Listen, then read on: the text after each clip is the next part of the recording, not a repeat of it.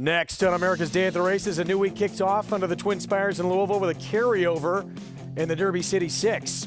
Graded Stakes winner is a 2- and 3-year-old. Travel Column returns for her 4-year-old debut in a new barn, hoping to put herself in the Distaff Division discussion. Her primary foe, lightly raced but talented Love Me Some Me. The speedy filly's reeled off 3 consecutive wins, all under the Twin Spires.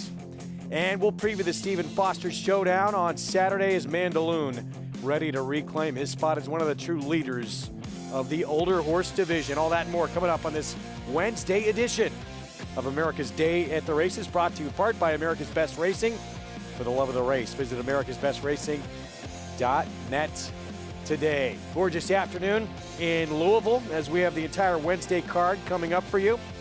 And we'll have live action as well from Horseshoe, Indianapolis ahead. Greg Wolf alongside Anthony Stabile, and the feature race that's part of this Pick 6 carryover today.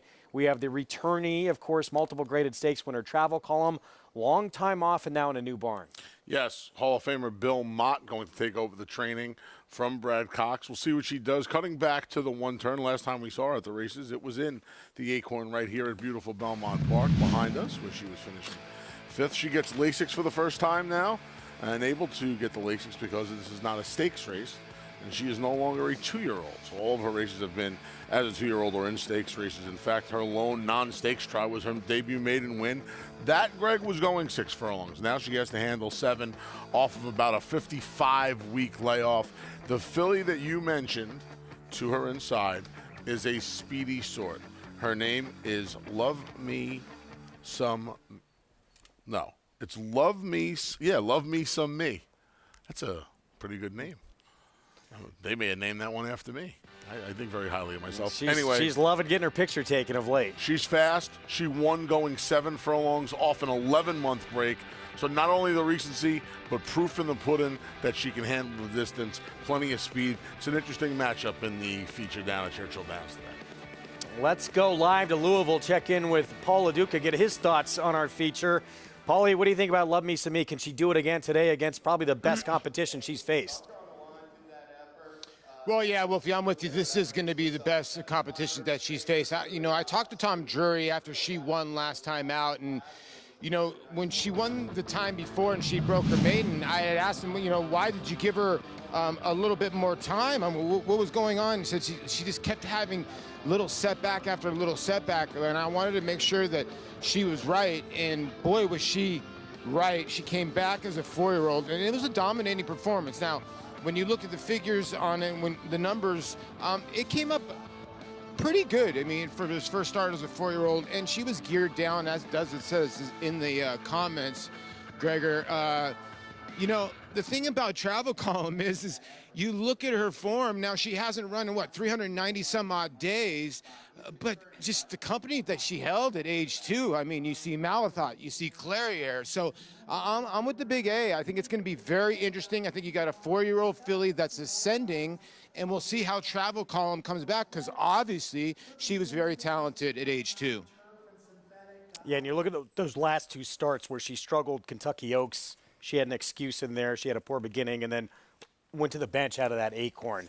Are we going to see the Travel Column that won 2 graded stakes in the past today? Yeah, the Grade 2 Fairgrounds Oaks, Grade 2 Goldenrod, and of course the most important thing about the Goldenrod right there at Churchill Downs, actually 2 for 3 in her career beneath the Twin Spires. The lone defeat came in a 5+ length defeat in the Kentucky Oaks. Certainly not going to hold that against her behind Malathot and search results.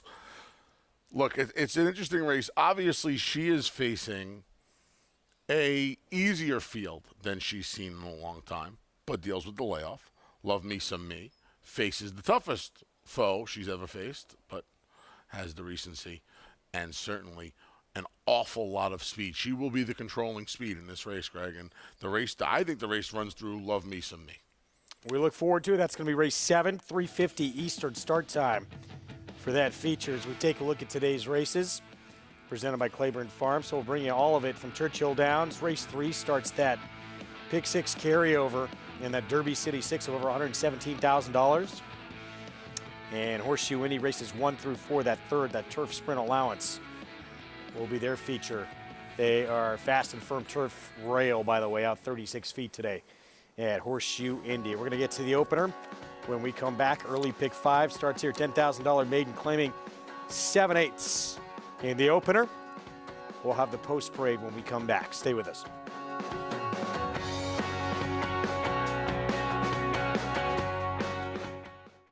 Undefeated Grade 1 winner Mastery was a multiple graded stakes winner at 2, including this victory in the Los Alamitos Cash Call Futurity.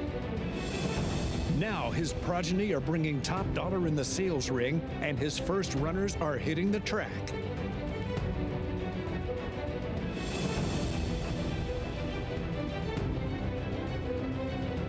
Mastery, standing at Claiborne Farm.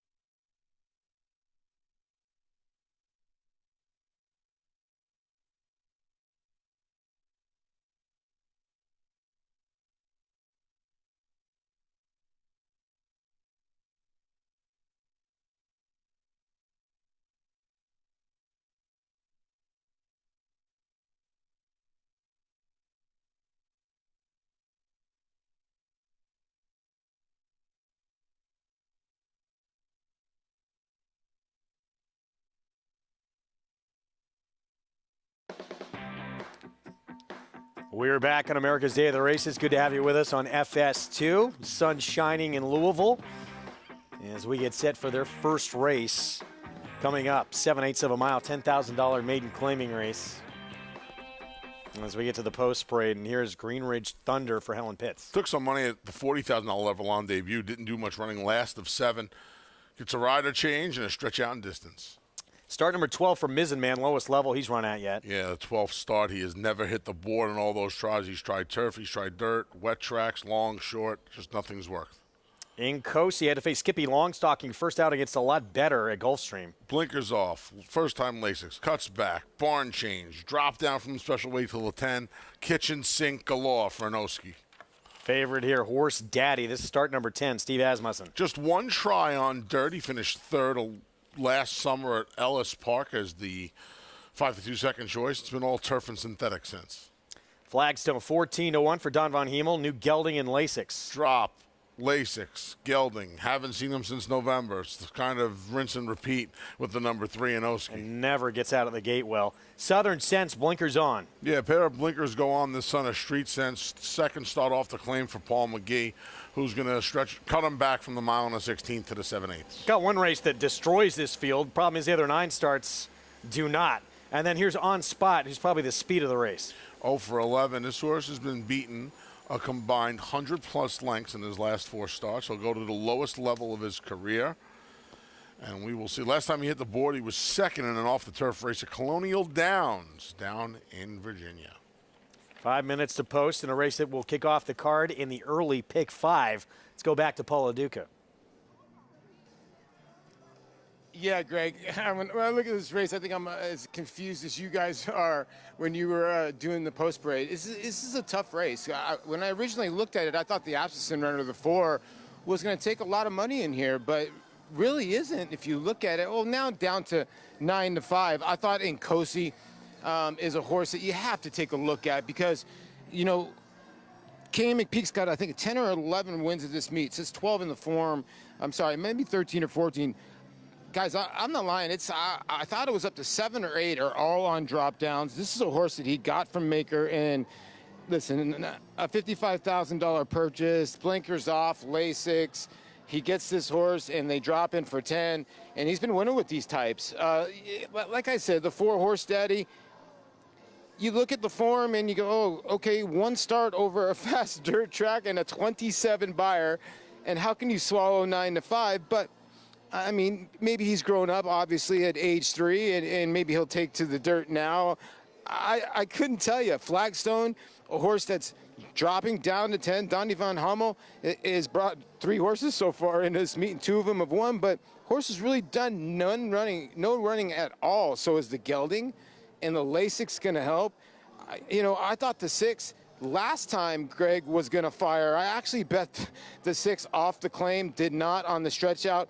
So I'm going to come right back with Southern Sense with the blinkers on, just because it was just too hard to believe that he just did not run at all. And I think maybe back on the cutback, and like you said, gait issues has always been his problem. And the other horse that's surprising to me, and I'll end on, is the 1. Because sometimes when you get into these races, I've always said this, you try to go for O for the least, and like the Big A said, this horse took money first time out against open 40 claimers. Now you're dropping to 10. Maybe if he can break from the rail, and Edgar Morales, who's a Sen rider, the 1 could be gone. So I can make a case for a lot, but I'll go with the 6 in here. All right, Paulie. Southern Sense, blinkers on, has that 1 race. We talked about it. The good news is it was at Churchill. It was on October 31st of last year. The problem is 5 starts since that time, even though they've been against better, where the horse has not shown a lot. Yeah, he's a tough horse to trust, right? I mean, it really seems like it's just fallen apart for Southern Sense. Paul mentioned the horses who have had the least opportunity to disappoint, right?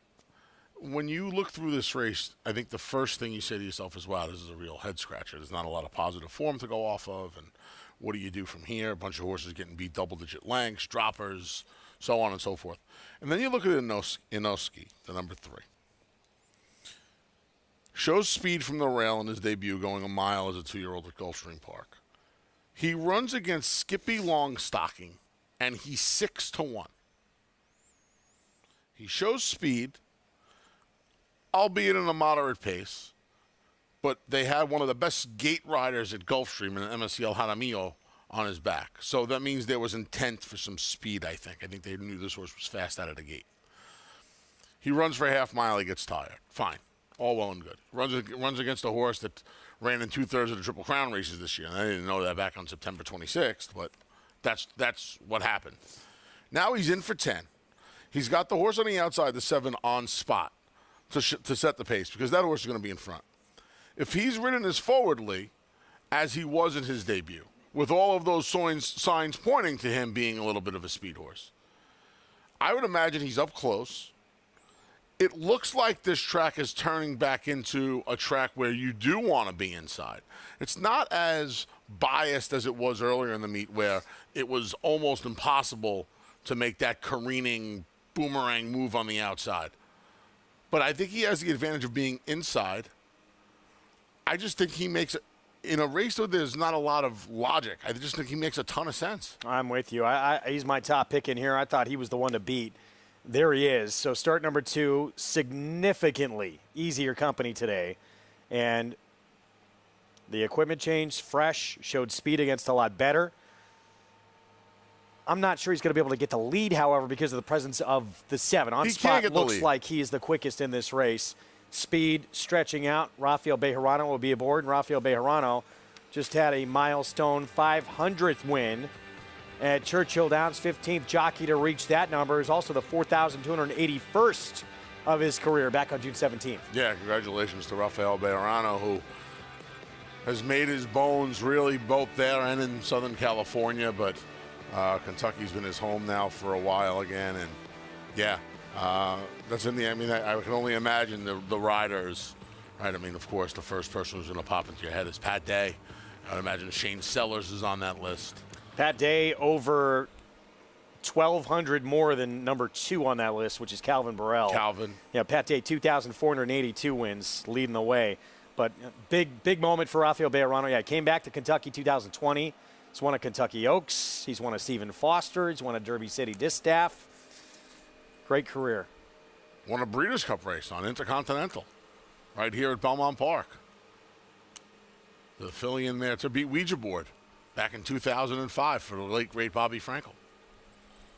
We have a stakes race here in New York named after Intercontinental, now run during the Belmont Stakes Racing Festival.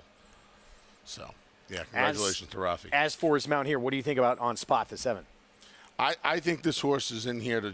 This horse is going to show speed.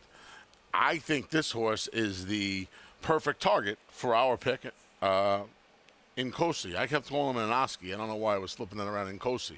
I just think this horse makes a ton of sense. He's the favorite now. Would you want to be betting the favorite in this spot? Probably not.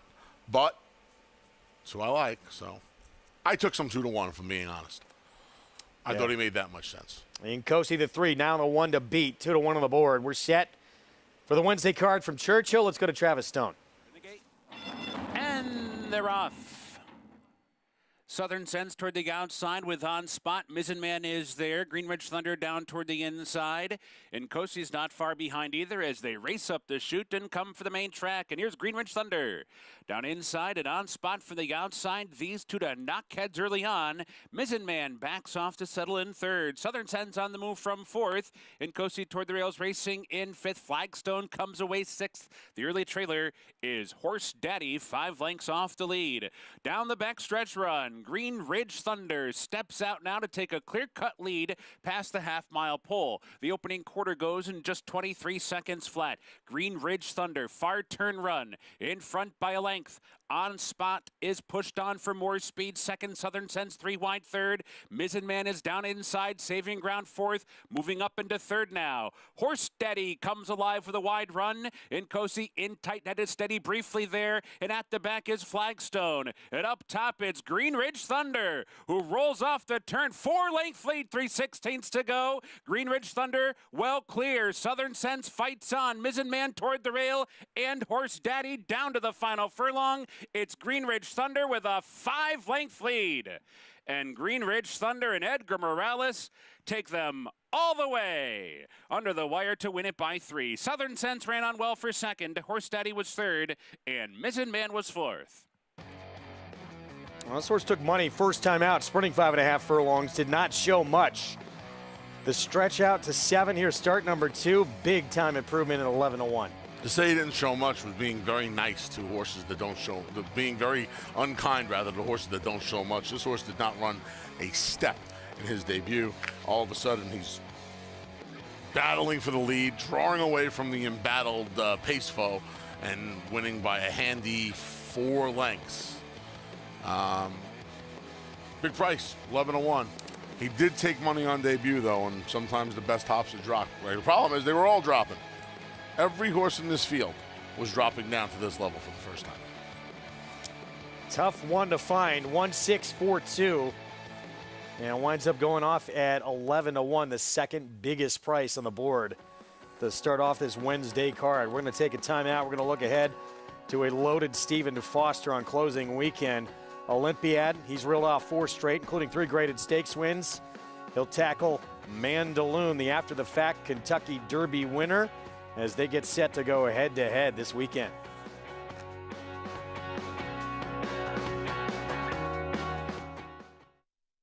Spun to Run. In the Breeders' Cup Dirt Mile, he defeated a loaded field that included multiple Grade 1 winners Omaha Beach and Improbable. His brilliant speed figures were among the fastest of any 3-year-old at a mile or more. And he hails from the legendary Danzig sire line. Multiple graded stakes winner, millionaire, Breeders' Cup champion, Spun to Run, standing at Gainesway. Who you betting on? How about an app created specifically for horse racing? Naira Bets. We specialize in thundering hooves, fist pumping, and boosting your bankroll with robust weekly promotions. And offer betting tips from actual horse racing experts. Bet all day and night, nationwide. Get the action and thrill of horse racing with Naira Bets. The ultimate accolade for a racehorse is to be named Horse of the Year. To be enshrined to the Hall of Fame is to achieve immortality. As a stallion, genetic immortality is defined in 2 words: breed shaper, plain and simple. 2-time Horse of the Year and Hall of Fame inductee, Curlin, is just that. Breed shaper, Curlin, the classic sire. How do you become the gold standard in racing partnerships? One horse, one partner, one victory at a time. Congratulations to all our partners who have made West Point the gold standard for the last 3 decades.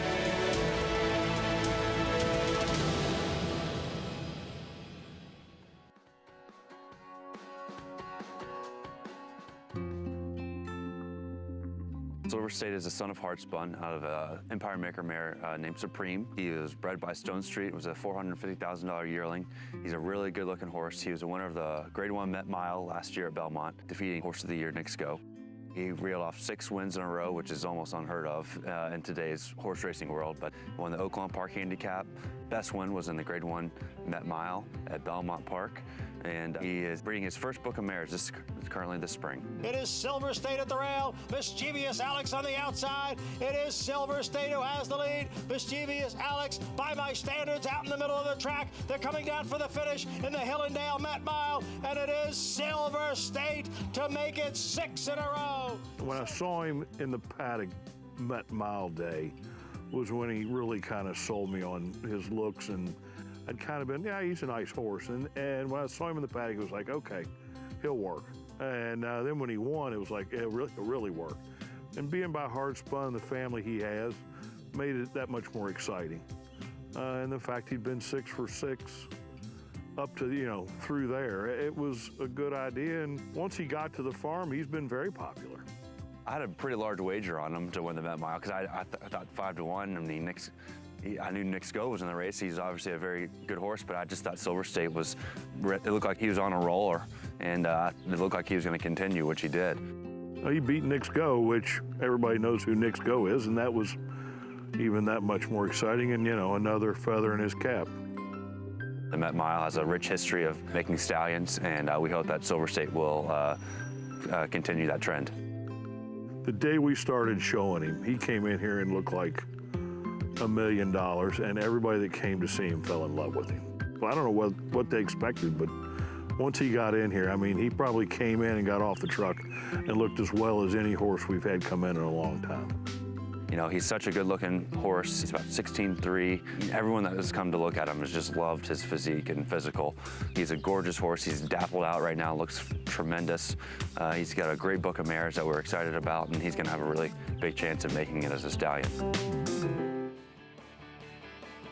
Another great addition to that stallion roster at legendary Claiborne Farm. 100 years of doing the usual, unusually well. First at Churchill Downs. Son of a Preakness winner, Oxbow, ridden by our colleague Gary Stevens, back in that classic victory with the win here at 11-1, second time out. When you said son of a Preakness, I thought you were going to start singing Son of a Preacher Man just now. Almost busted it out. I would have been nice. Edgar Morales gave this horse a great rider. As soon as the gates opened, he was aggressive with the Son of Oxbow from the lead. Having to know on spot was going to go. And he proverbially took no prisoners. He just went on with his business. On spot had backed up early in his career throughout his starts. He did the same thing today. But this gelding just kept on going, Greg.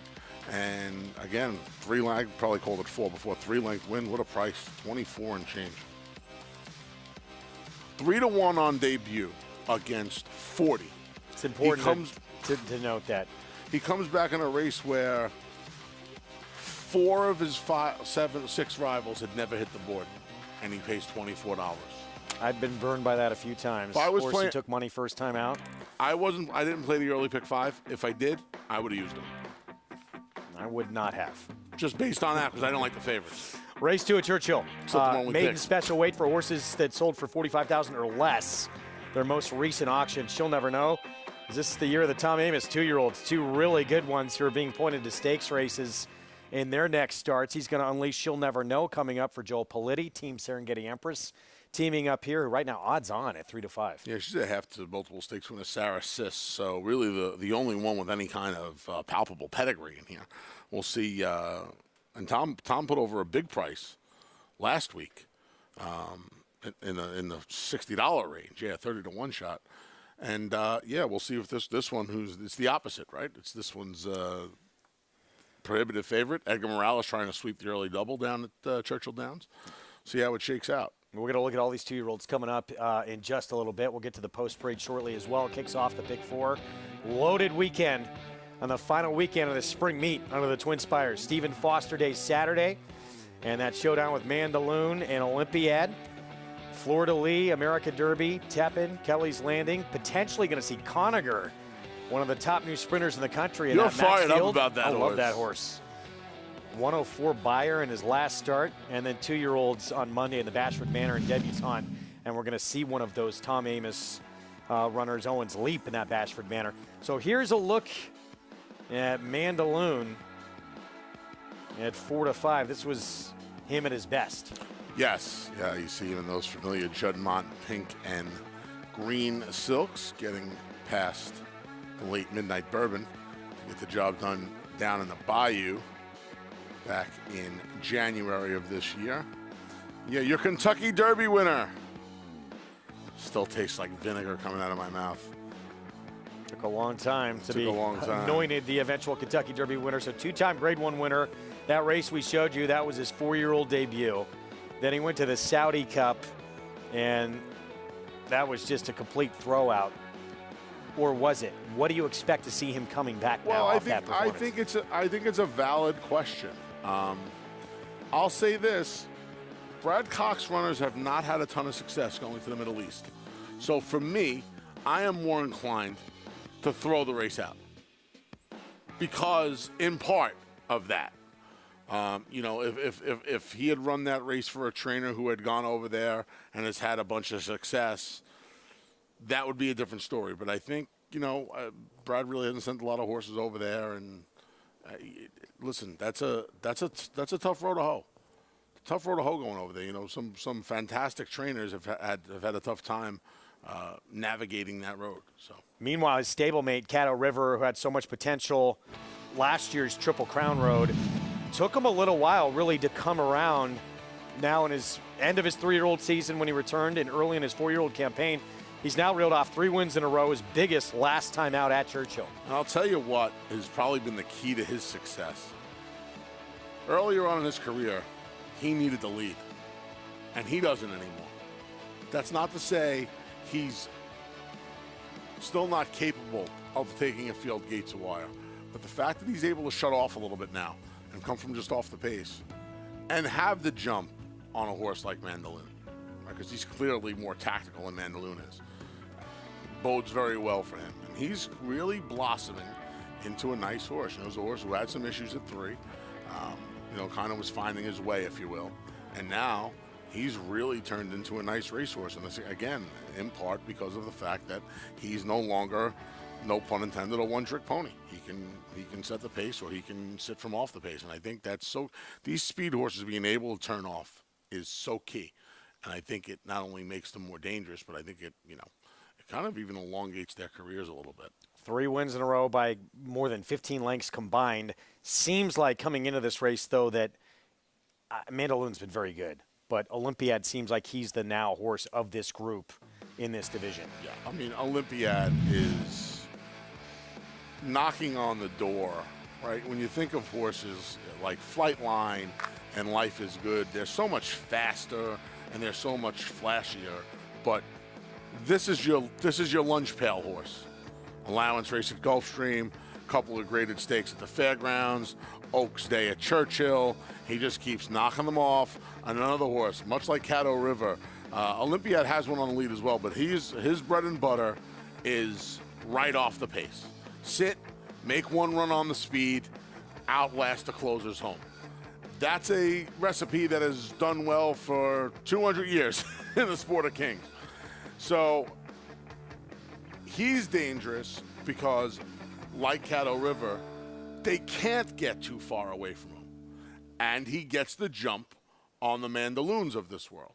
So I think, I'm a really big fan. I'm a really big fan of Olympiads. 4 consecutive performances with 100 buyer speed figures or better. Again, 3 of those graded stakes wins. That is going to be a fun showdown coming up on an important race. Winning you're in for the Breeders' Cup Classic. Yeah. That is on Saturday, Stephen Foster Day. We're going to take a timeout. We'll be back. We talked about Tom Amoss with some talented 2-year-olds. Curly Jack's going to the Sanford, the son of Good Magic. Owens Leap, Bolt Doro going to the Bashford Manor. He's got another 2-year-old coming up. She'll Never Know, 4-5 odds-on favorite for Joel Politti, making her debut when we come back.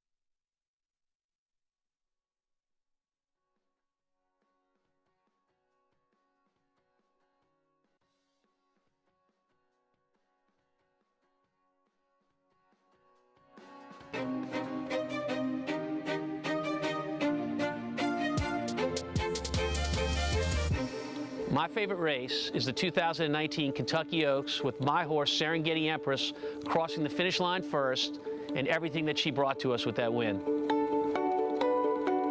I don't know what it's like to actually be an athlete in a major event, but I think that walkover is about as close a feeling as you can get to it because you just feel electric inside. They're off in the Kentucky Oaks. I really wasn't watching her out of the gate because a horse had stumbled and lost its rider. And I immediately turned to that horse to make sure she was okay.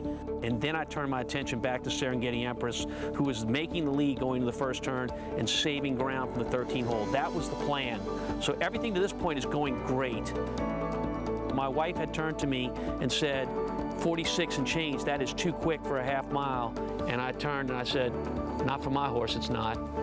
Turning for home, I thought she cut the corner great. She's going to take a challenge right here. And I'm like, uh-oh. But when Serengeti sees this filly out of the corner of her eye, she re-brakes, takes off, and it's right about here where I realize I'm going to win the Kentucky Oaks. As they come down to the line, Serengeti Empress has taken the Kentucky Oaks. I remember raising my hands like this, and then one of my friends patted me on the back, and I lost my balance. And I fell into my daughter, and I fell into my wife, and we hit the floor. And everybody piled on like it was like we just won the World Series. I must have thought about a million things at the same time, but the most overwhelming thought in my head was my parents. And I always hoped I could do something in their lifetime that would make them proud, a signature race, and this was it for me. I mean, how do you describe something that just makes everything in the world seem great? I don't know what's in the future for Tom Amoss Racing Stable, what big races might be out there, but for me, this will be the one, and she'll be the one. I'll never, ever forget her. Proud Tom Amoss, his wife Colleen, holding up that Kentucky Oaks Trophy, a career-defining moment. And Tom had told Jose Ortiz going into that race, there was questions. She was vanned off in her last race before that, if she was ever even going to line up in the race. But Tom knew her so well. She was training so well. They went forward, paid off, told Jose Ortiz, ride her like you own her. Yeah. And he did. Yeah, she had the bleeding issue, right? And they just let her run from the rip. I remember spent a lot of time with Joel and Tom at Breakfast at Saratoga last year. I hosted the program up there, and we tried to recreate the tackle scene, but nobody could get me down. Tom's being so kind. Someone patted me on the back. That friend actually shoved him to the floor from behind. Wasn't really a pat on the back, but that's fine. Race 2, 5.5 furlongs in this maiden special weight. Again, the condition, horses sold for $45,000 or less, their most recent auction. And we'll get to Tom's filly in a moment. She'll never know, the odds-on favorite at 3 to 5. Here's Holy Foley, Steve Asmussen. I didn't know Steve Asmussen had any worth below $45,000. I know. This is weird. It's always strange. Well, I always forget her name. But we had the filly who won the Breeders' Cup for Brad Cox. Debuted in one of those races back in 2019. I always forget her name. Not Monomoy Girl. No. Who are you talking about? Nope. Couple of years later. Monomoy Girl was 2018. I know Extra She Heat, who missed was so 2019. good, sold for about $6,000. They had one, like if somebody is out there listening, please text me or tweet us. The 2019, well, we could just Google 2019 Breeders' Cup Juvenile Fillies winner. Here's our post parade coming up. We're going to start with Lakeside Music. Super Saver filly. Dam was actually a two-time winner on the turf. Did win a race that was taken off the turf. This is going to be the first foal from her, 10-1 from the rail. British idiom, by the way. Lakeside Music, 3 for 22. Dam was 2 for 15 on the turf. Daughter of Super Saver, the 2010 Derby winner. Tries the dirt and gets Farron Peterson in the boot. My Baton Rouge. Didn't do much running from the rail. Beaten 23 lengths when last on debut. Barnes' only Reedsdale runner of the year. filly, Yeah. who started 3 for 3 and actually won his debut at Churchill. There you go. Liturgia, this is start number 2. Took money first time out. Up at Indiana Grand, back in a little less than 4 weeks. Ray Lu Gutierrez is going to ride for Ray Hernandez. Had a slight stumble, was wide early. Here's the Tom Amoss, Joel Paletti filly debuting. Again, daughter of Gozapper Dam was just 1 for 14, but produced half-sister Sarah Sis. Nice work tab for this one's debut. One of the greatest singers of all time, Janis Joplin, Mark Casse, first-timer by California Chrome. We'll see if the 5 can just take it and debut at 8-1. First fall out of the dam. Nice. Thanks. Gonna cut it. Kenny McPeak, second time out. Showed a little speed as part of a 2-1 entry last time. Tired late. We'll see if that experience helps her cause today. And here's the Asmussen point of entry debuter, Holy Foley. Yeah, unraced dam, first foal. Not spectacular work tab. Does get the outside draw, though, and going the 5.5 furlongs, Greg. The outside draw doesn't bother me as much in some of the shorter juvenile heats they have beneath the Twin Spires. So we'll see what she does. She's not really taking a ton of money for an Asmussen firster, but if you look at it this way, she's the third choice on the tote board. Tom Amoss, already busy getting interviewed. You talked about the pedigree with She'll Never Know for Tom. The dam produced Sarah Sis, who won over $900,000. She actually was a multiple graded stakes winner on both synthetic and dirt. And 3 to 5 now on this first timer. Yeah, I think if you look at this heat, I'll say this. She's by Go Zapper. She has a graded stakes winning half sister who won on 2 surfaces. I'm not as caught up on my pedigree and my bloodstock work as I should be. I used to dabble in cheaper horses. Isn't she worth that? Potentially as a broodmare? Maybe not. Maybe she's not worth that much, but you would have to think that it would be worth a little something. But hey, listen, it was a steal. Tom and the gang do a good job, and we'll see what happens here. 3 to 5. Listen, maybe she can run at that price, though. I would wait and see. She's got Harley with her, too, for the warm-up. Let's go to Paula Duca for more on the favorite.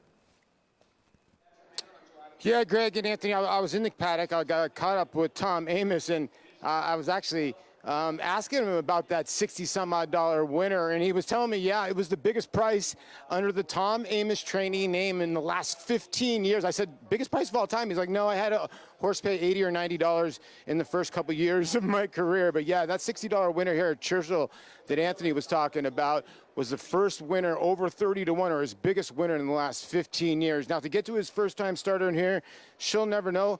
You know, Tom is so honest. He said, listen, I don't understand why I'm 3-5. I'll be dead honest with you. Can she win this race? Yes, she definitely can, but she's very temperamental. He goes, there's one work on the page that you can obviously see on May 28th. He said she took a left turn out of the gate, I'll be honest with you, Paulie, and I was a little worried. He goes, and then the next time we broke her out of the gate, she broke fine. And then after that, she's worked very, very well. He's just worried about the gate. He wants to make sure. They were really handling her with kid gloves in the paddock just to make sure. She was hollering a little bit to start, but then she settled down. So, you know, Tom was basically saying, listen, she has the ability to win this race, no doubt, but it's her mind there. To get to the 7 Holy Foley, you know, when you look at her pedigree, you think, okay, this is a horse that probably would have debuted on turf maybe, but you get into this condition because the horse sold for under $45,000. So why not take a chance? And maybe this is just a starting point to maybe go on the grass. You know, the 6 got to cut it.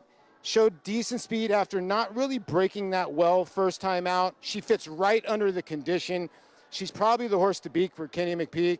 Tom at 3-5, you know, the way Tom sounded, and he's always really cautious, so I can't really tell. I have a feeling if she gets out of the gate in good order, she's going to be a handful, but we'll see when that happens in that 1.2 seconds, and if she stands in the gate okay, because he basically told me she's a nervous type, Greg. All right, we will see. First time out. Can she break sharp? Can she settle herself in the gate? Some questions. I think, Greg, when you look at this race, you see lack of pedigrees. The 3 horses that have run did not really do a ton of running. I feel like she's the favorite by attrition. Process of elimination. Right? She's the one that has the little pedigree. She has our man Tom Amoss cinching the saddle. Can she run a little bit? Probably. But again, this is the restricted race. I'll tell you what I found curious. Her work tab begins at Horseshoe Indy, which we'll cover a little bit later on in the program. And then at the end of May, she wound up here. Now, my assumption is this race comes up in the book. You're obviously not going to run her at Horseshoe Indy, where the open pot is $34,000. You're going to run her in the restricted race at Churchill for $92,000. But I wonder if that's an indictment, the fact that she was not with the big string at Churchill to start her career. Right? Because you don't feel like, especially from what Paulie said, Tom said, you don't feel like it was the kind of thing where she wowed them over at Horseshoe Indy and was like, oh, we better get her to Churchill Downs. Sounds like they're just being opportunistic with this big pot and the condition of the race, to me. All signs to me would point to find an alternative here. Good luck. Good luck finding the alternative. The second choice right now is a horse that chased the pace for 3/8 of a mile and folded and beat 2 runners home. If I was looking for an alternative, I'd go to Asmussen. I'd go outside. Look at Mark Cassidy with Janice Joplin, the 5, going to Mikhail Michel, so highly touted, coming over here to the U.S. and still looking for that first win here in the States. Yeah. Well, she gave looked like she was going to get her first win. Was the day we were on together? I think it might have been Sunday in that 1.25-mile race. 1.5-mile race. Made the big middle move and got run down late. Yeah. Are you more of a Just Take It fan or a me and Bobby McGee fan? Piece of my heart. Great one, too. I had an ex-girlfriend. She played me and Bobby McGee. She lived in Astoria. The song was so loud when you came down the block, you would actually hear this thing blasting up the driveway. I got so sick of that song because of that girl. It's not even funny. Still, I mean, one of the absolute great original voices, unique voices we've ever heard in music. Oh, she was amazing. Interesting. We're being told that that Me and Bobby McGee was written by Chris Christopherson. How about that? Fun fact. For those of you, Thank you, Mitch keeping Levitas. score out there. Mitch Flag Levitas. Wow. 3-5 favorite here. She'll never know. Tom Amoss, does he have another talented 2-year-old? We're about to see here. As we mentioned, he's got a couple being pointed to stakes coming up, including the Bashford Manor on Monday. She'll never know. Odds on from post 4. We're set. Let's go to Travis Stone.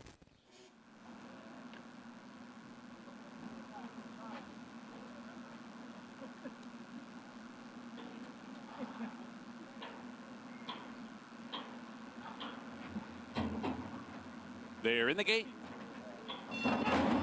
And they're off. My Baton Rouge down inside, fires out fast. Liturgia is right there. Gonna cut it, joins them on the outside. Those three across the track early. Lakeside Music comes on to be 4th. She'll Never Know comes away 5th by 5. Janice Joplin on the move from 6th, and Holy Foley the trailer in 7th, and already 9 lengths off the lead. Heading for the far turn, My Baton Rouge down inside with a short lead. Liturgia is right there, applying the pressure. These two head in head, 3 furlongs to go. And their opening quarter was 23 seconds flat. 2.5 back to Lakeside Music and Gonna Cut It. They're together 3rd and 4th. She'll Never Know is under a ride while 5th and is 6 lengths off the lead. At the top of the stretch, Liturgia comes up for a short lead. Lakeside Music with a menacing run down the center. Here comes Lakeside Music after Liturgia. My Baton Rouge is back into 3rd. Janice Joplin late on the scene. Gonna Cut It is there. Final 16th. Lakeside Music short lead. Liturgia fights on. Janice Joplin 3rd down to the wire. It's gonna be Lakeside Music. The winner in the end, Liturgia was 2nd. Janice Joplin ran on for 3rd, and She'll Never Know checks in 4th. Farron Peterson, James Spicer, Super Saver filly, first time out with the win. At a big number. Well, a young lady got her first win of the Churchill Downs meet. It was not Michaela Michelle. It was Farron Peterson. You know what I found interesting here, Greg? When the gates opened, the horses that broke the best and were the most forward were the 3 horses with prior experience, 2 of which showed no speed on debut, and they were in fact in front of the horse that did show speed on debut. The 2, My Baton Rouge and Liturgia. Liturgia held on nicely here, and it took a good ride from Farron Peterson and a little softening up by My Baton Rouge on Liturgia to help get Lakeside Music home. Barn gets their first win of the year. Farron Peterson, her first win at the Churchill Downs meet. I would imagine this is her first win, period, at Churchill Downs. So she is $4.99 behind Rafael Bejarano. 11-1 in the first 2 legs here at Churchill Downs. Yeah. So if you're alive in this pick 5, that is quite a start. We're wishing you the best. A couple of 1s too, by the way. Yep. Inside post so far, a 1-3-5-4 finish. We're going to take a timeout. When we return, Life is Good. He's got a date with Speaker's Corner trying to rebound off that defeat against Flightline. Can he rebound on July 4th weekend? We'll see fireworks with those 2.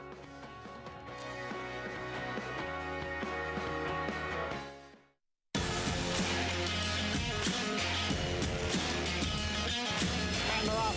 Following C. Pouring it on here in the stretch. Impressive to win the Grade 2 Vosburg. Following C. Smile Happy has kicked it into high gear, and Smile Happy with a powerful performance wins by 2.5. The Club champion Run Happy, standing at Claiborne Farm.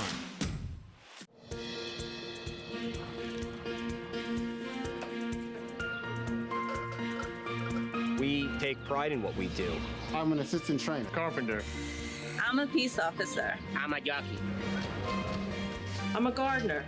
I'm a groom. I love what I do. We are New York Racing. New York Racing helps support my small business. It's extremely important to the New York economy. This is like a big family. We are New York Horse Racing. Audible let loose on the outside to take the lead. Audible by 3. Audible, no doubt about it.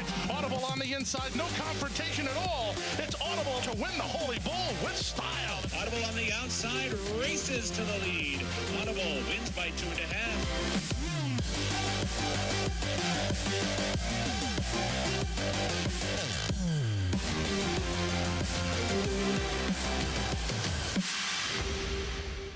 Racetrack Television Network brings you every race, from every track, on every screen, every day. With monthly packages starting as low as $5, RTN gives you great value and access to more live HD streaming and race replays than anyone. Visit RTN.tv today to sign up and watch on almost any device, including Roku and Amazon Fire. RTN has packages that start at $5 per month.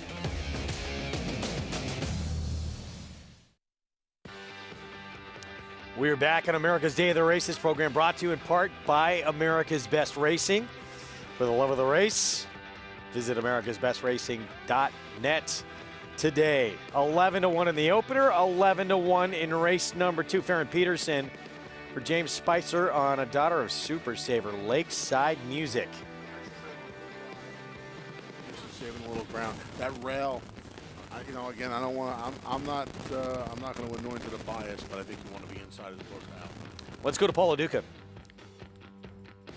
Thanks, Greg. I am with winning jockey Farron Peterson. Farron, you've been all over the place. Churchill, down to Horseshoe, Indianapolis, Turfway. And I asked you, have you been on this filly before? That was my first time on her back. James Spicer called me just a couple weeks about her. The way she was breezing at Belterra, he was really excited and asked if I'd take them out, and I was happy to. You told me you had some inside information. Some people were telling you that this filly was working pretty good over there. Yes, I could see on the form that she'd worked a couple bullets, but they were telling me her gallop out was really strong, so they said, don't worry about her fitness. She's going to be plenty fit to do this race, and she did. I mean, the way she charged down the stretch and kept going, I was really happy with her performance. Do you think that the inside is playing a little bit better, or did your filly just kick in? She just kicked in. The outside, actually, 2 horses went in front of us, and she had to rate a little bit, get some dirt in her face, so she got a good education out of this. Yeah. But sometimes the inside isn't an advantage if you're not breaking on top, which she was a touch slow out of the gate, but then she was able to cut through and pass and So we got 5.5 racing days left here, Farron. Where are we going to go from here? Ellis Park? Or are we going to just shop around? Or are you going to? Where's your tack going to go? I'm going to Ellis Park. I'm committed to the Kentucky circuit. I really want to get established here, so I want to stay on the main Kentucky tracks. And then on dark days, I'll be riding Indiana. Well, congratulations on this, filly, and we wish you the best of luck. Thank you very much. Farron Peterson gets the job done in race number 2 on the Super Saver filly. From Northern California, Farron Peterson. She's talented. Briefly saw her here in New York, and it's going to be off to the Pea Patch. Hall of Famer Julie Crone had her book when she was here in New York. How about that double, Greg? A little low, right? A couple of 11-1 shots. The parlay is, I don't know, another 50 or 60 bucks higher, right? A little light. I'd still take it. A little low. Of But course you're right. Take it. It was a little light. Race 3, start of the Derby City 6 carryover. Again, that carryover number, $117,479. This race, interesting because Jump Into the Fire, Absolute Love, they have traded wins back and forth the last 2 times they have met. And last time out, Jump Into the Fire, who's a win machine, did not get to the front. And it cost this filly, even though she tried to battle back and nearly got there. You got to think that Colby Hernandez says we have to get to the lead today. Yeah, her older rival, Absolute Love, took a tour and was able to get the Duke last time. Yeah, you would imagine Colby Hernandez is just going to put her on the front end again today to get back on a win streak. We'll see. 3-5 right now. I'll tell you what, off of the loss and with the presence of the rail runner, Candy's Dream, who is nowhere near as fast but does have the inside position, and a 7-pound bug in Renee Diaz who can ride, I don't know about 3-5 on her today. We'll get back to it in a moment. Going to look ahead to the stakes schedule this weekend, July 4th weekend here in New York. It is a good one, including some fireworks we're going to see early on Saturday, July 2nd in the John A. Nehru Grade 2. Dwyer that day as well. Life is Good, Speaker's Corner. Set to go head-to-head at 7/8 of a mile, and Life is Good. It seemed like it was going to be a coronation of the Classic for him, and then all of a sudden, what happened last time out? Yeah, I don't know. Was it Saudi? Was it the Middle East? I think it was. I seem to think that it was Dubai, rather. I'm sorry. They're a little interchangeable. The races are a little interchangeable to me at this point. I wonder, Greg. You know, he had everything go his way in the Pegasus World Cup. I wonder if distance really is his friend or not. I wonder if he's just a real good one-turn horse. Boy, that would make for some. That would make for some summer if you can get Flightline and him somewhere else around one turn. It's probably not going to happen. This is an interesting move, right? From 1.25 miles to 6.5. This is an interesting move. And the goal, short term anyway, is the Whitney at 1.125 miles. Well, and that kind of makes sense because I think you need to try to get this horse. To me, the Whitney is the most prestigious older horse race in the world, in the country, on dirt, I should say. And if you're going to try and get this horse back around 2 turns, I think that's where you're going to want to do it, right? You're going to want to try and showcase him at the biggest race meet in the country, in the biggest older horse race in the country. That's what my game plan would be. And his Hall of Fame trainer, Todd Fletcher, has figured that this is the best way to try and do that. I don't disagree. He's going to be facing a horse who is on an incredible roll, coming off his first defeat in the last 4 starts when Flightline showed off his brilliance yet again in the Met Mile.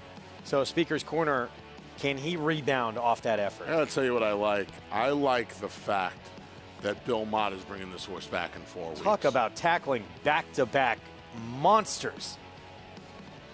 MVP. He's kind of like, you know, it's funny. You see the horse finish behind him, Reinvestment Risk. Reinvestment Risk got to take a van ride to Kentucky to run into Jackie's Warrior in his next start. So, yeah, you know, he kind of got a taste of being the bridesmaid last time. This is a really nice horse. I was disappointed in his effort in the Met Mile because everything that could have went his way, and he still got gobbled up at the 3/8 pole. He gets to cut back in distance. His Carter win going 7/8, one of his more visually impressive efforts of his career. You could argue it was the best effort of his career.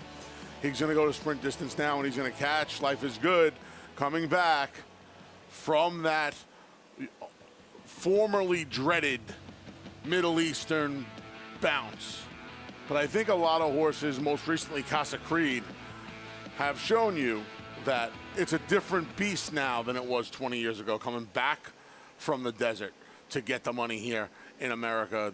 We have some of the best trainers in the world, obviously, and they have figured out how to deal with the regression, the rebound, if you will, and I think they do a great job with it. I think far and away, though, right now, most people would probably agree the 2 best horses at 7 furlongs to a mile, they're in a class by themselves. Probably Life is Good and Flightline. Yeah. Chance to prove it again for Life is Good. Everyone we wanted that showdown. We got it with him in Speaker's Corner. Flightline appeared to be too good. Everyone now wants to see Life is Good and Flightline at some point. Maybe we'll get it. We'll find out. Maybe it'll come in the Breeders' Cup. But Target right now still appears to be going longer in the Classic for Life is Good. We'll see. So far, yeah, so far so good. You could play all the action. Rest of the meet here. A big 4th of July weekend, closing weekend at Churchill. Nayrud and all that we have at Belmont and then Saratoga this summer and beyond with Naira Bets. Go to nairabets.com, download the app, and bet any track, anywhere, anytime. New members, that code to use at sign up. Match 200. We're going to take a timeout. 2 weeks and a day. Are we on the clock? Yes. We are officially on the clock. The Saratoga. Absolutely. We need a little clock behind us with the hours counting it down. You want one? I would love that. We'll talk preview some of the big races coming up to kick off the meet when we return.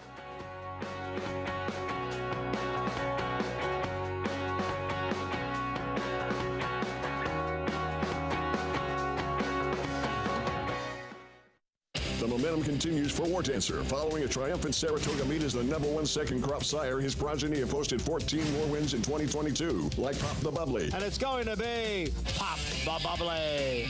You Should Be Dancing. On the outside, You Should Be Dancing, the winner. And Fun While It Lasted in an 8-length blowout. Final furlong, it's Fun While It Lasted until the 16th left has 8 lengths on them. Now with $3 million in progeny earnings on dirt and turf going long and short, War Dancer is a sire on fire. Join the momentum today at wardancerstud.com.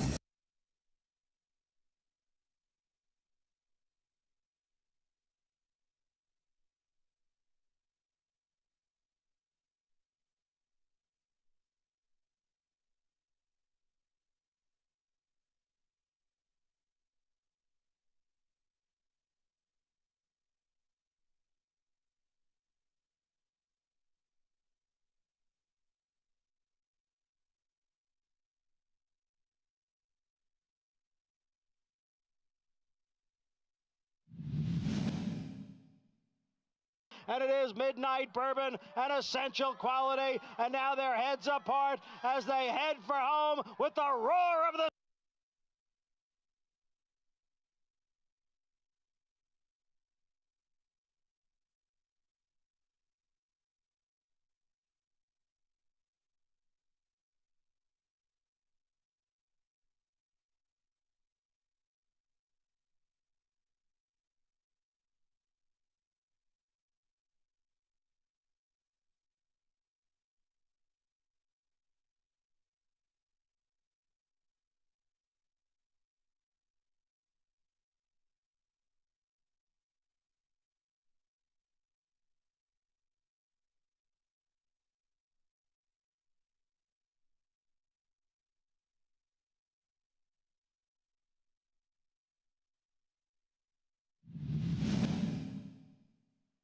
and it is Midnight Bourbon and Essential Quality, and now their heads apart as they head for home with the roar of the Saratoga crowd. It is Essential Quality on the outside of Midnight Bourbon. The two of them are right together inside the 8th pole. Essential Quality narrowly. Midnight Bourbon continues to battle on. They're coming down for the finish. It is Essential Quality and Midnight Bourbon.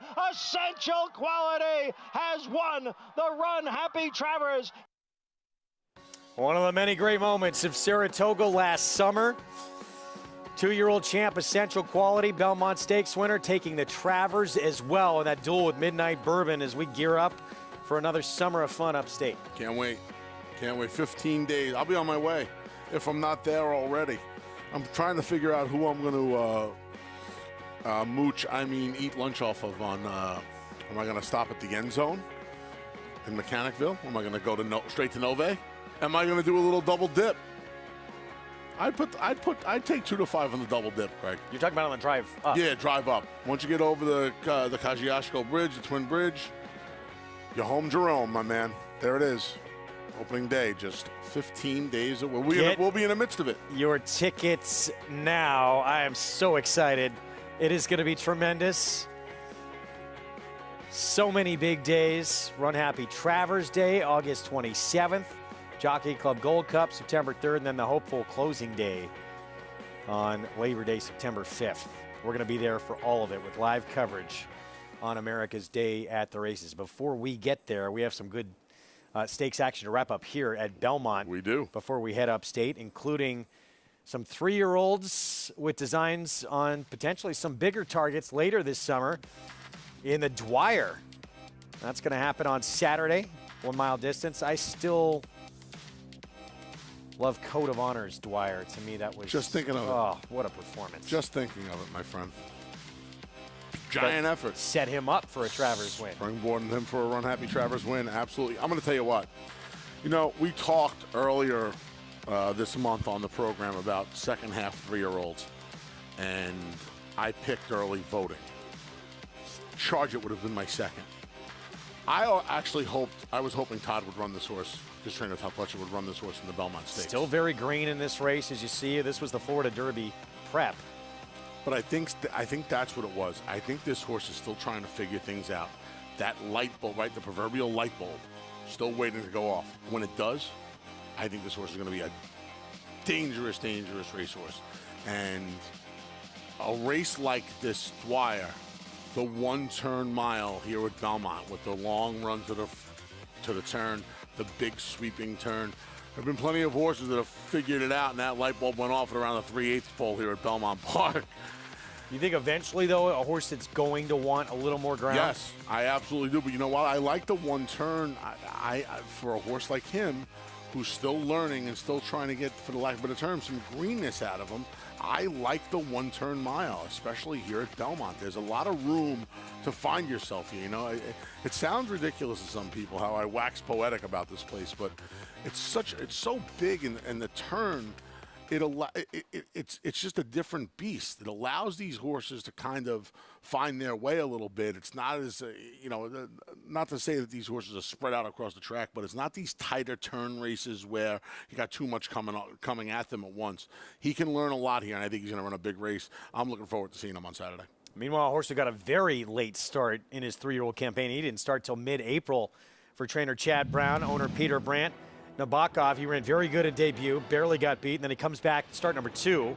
91 Beyer speed figure and a dominant win. You have to love the versatility of owner Peter Brandt to name horses after Russian poets and novelists like Nabokov, and Kowalski, named after wrestling legend Killer Kowalski. You absolutely have to. Johnny named one Johnny Pump, which is the New York slang for a fire hydrant.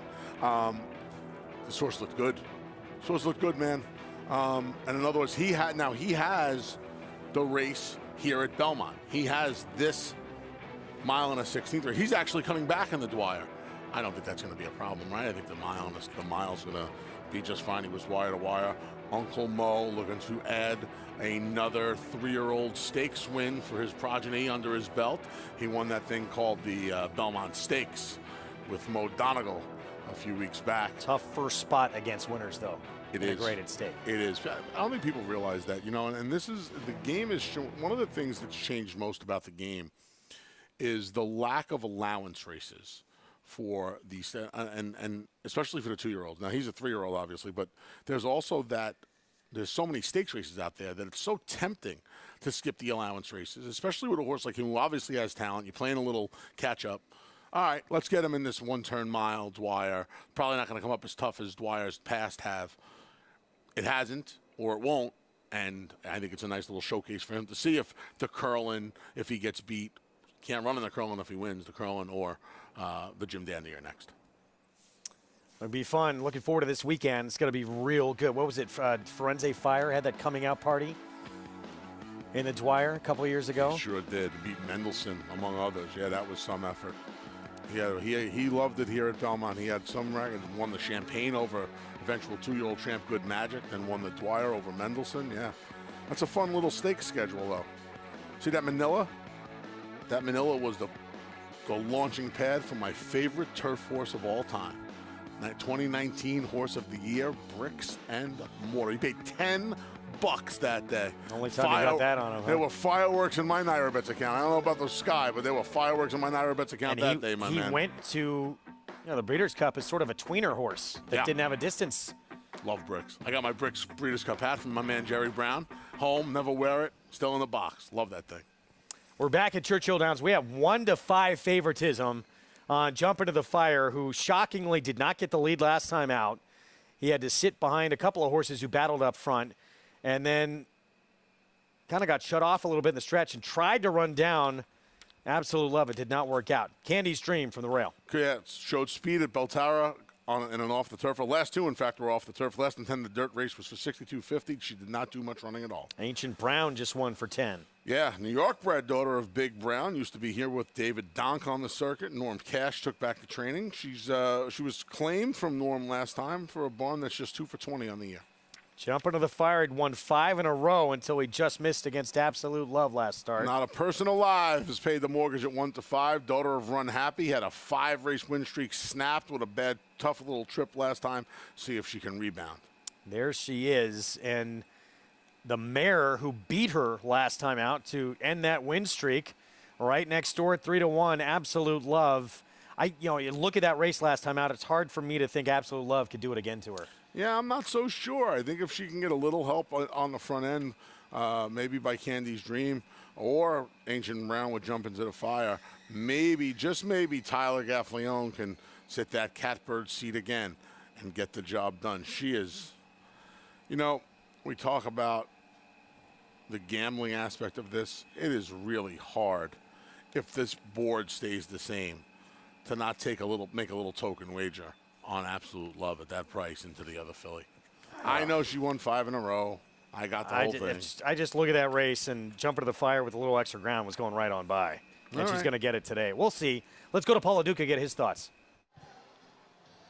Yeah, Greg, I'm kind of with you. I think the 4 is going to be really tough in here. She's a filly that around 2 turns, she looks like she's better than the 5. The one thing the 5 has on her, she loves this racetrack. If you look at her races, they're just great here. I mean, she's got 4 wins out of 15 starts, 2 seconds. She's got 4 thirds. So she's only missed the board 5 times. She's 7 for 26 at this distance. When you look at the 4 fillies in here, it's hard to compensate, Kate. Who gets to the front end probably wins this race. But Greg made a good point that Jump Into the Fire, even though she got put out of her comfort zone, was getting to Absolute Love in her last race. Now, she's a 4-year-old filly that Cobby has the right to ascend a little bit because she's 4, where Absolute Love, did she peak at 7? But the price at 5-2 compared to 1-5, it's just really tough to take. I really honestly think the 1, Candy's Dream on the inside, another horse that's coming in from Belterra. This horse entered the Dwayne Swingley bar with Renee Diaz. You get 9 pounds. Horse has shown in the past that she can pass horses.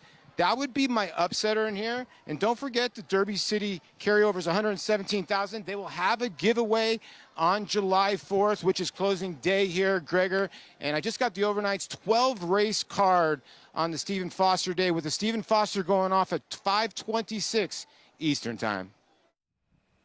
Love it. We're going to have it for you. It's going to be a fun day of racing. And in terms of this Derby City 6, Paulie again mentioning that carryover begins in this one here.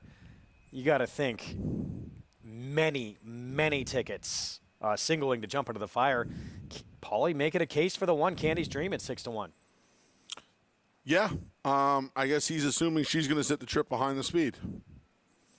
So, let's go. Let's take I don't a know. look. I think the other field's going to sit a better trip, Absolute Love, but I can see where Paulie's coming from. So let's take a look at when they met last time out. So this is into the stretch, and Jump Into the Fire at this point, and those hot pink silks off her game. She wants to be in front. She's always been on the lead.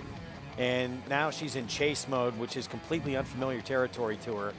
But she still is going to make a bid and try and run down Absolute Love. Actually, this is a different race we're looking at. Yeah, this is one of the blowout scores for Jump Into the Fire.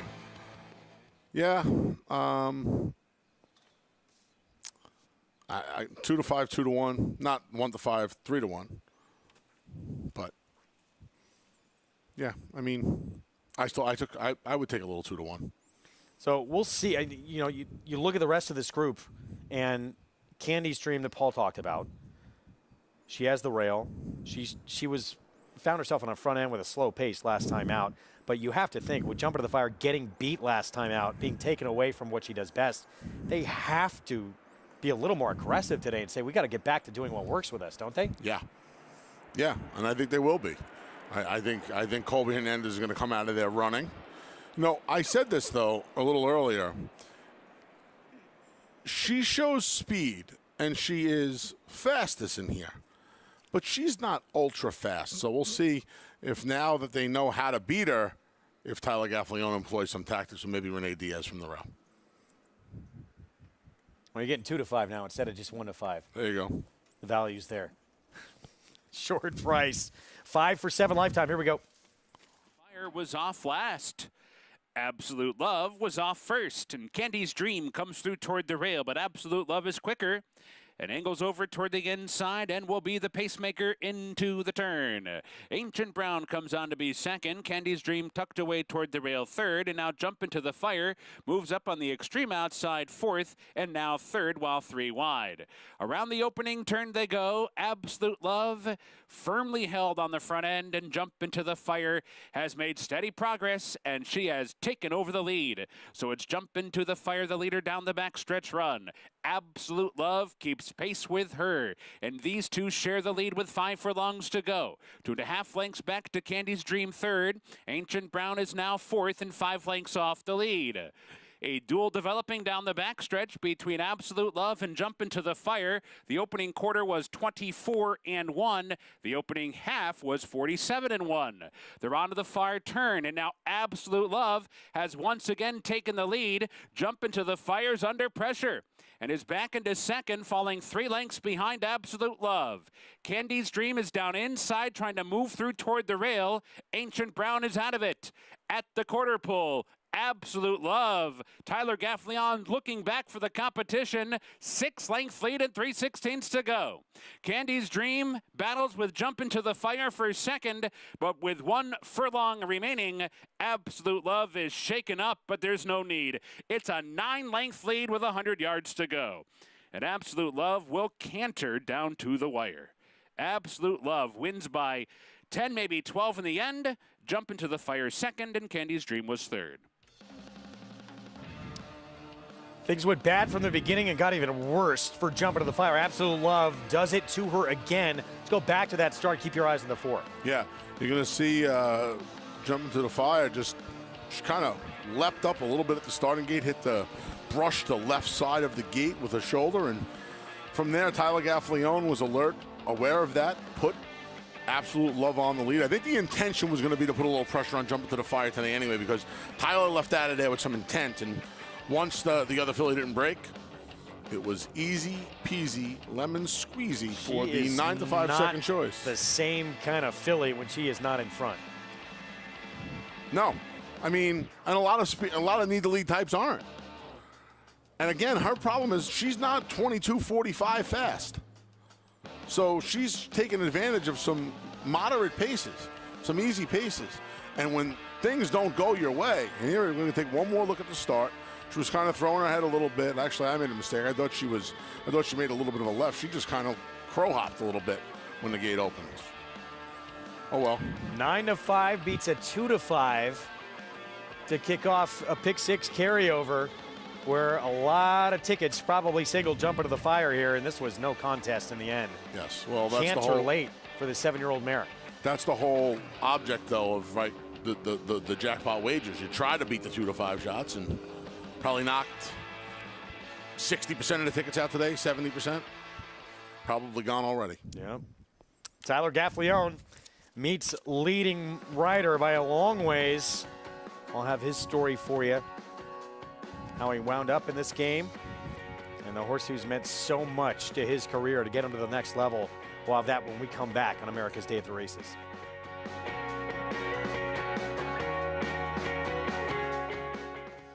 The Factor, a top 10 General Active sire in 2020. His progeny include Grade 1 winner Sistron, Grade 1 winner Noted and Quoted, Grade 2 winner Factor This, and Grade 2 winner Charmaine's Mia. With dozens of 6-digit yearling sales, he's a proven sire on the track and in the sales ring. The Factor, a leader of his generation, standing at Lane's End. Who you betting on? How about an app created specifically for horse racing? Naira Bets. We specialize in thundering hooves, fist pumping, and boosting your bankroll with robust weekly promotions. And offer betting tips from actual horse racing experts. Bet all day and night, nationwide. Get the action and thrill of horse racing with Naira Bets. Irish Hill and Duchess View Stallions, proudly standing the ultra-fast, multiple stakes winning son of Uncle Mo, King for a Day, the only horse to defeat 2019 3-year-old champion Maximum Security. Well, King for a Day was basically a clone of Uncle Mo. I mean, good speed, the ability to carry it over distance to ground, real professional horse and a really cool horse to train. Sire maker extraordinaire Uncle Mo, represented in New York by King for a Day.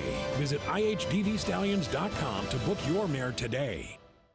It's America's original sport, and no one covers it better than America'sBestRacing.net. From the sport to the lifestyle, the best races, horses, and destination venues, cocktails, gambling, fashion, and more. America'sBestRacing.net is a sport for you.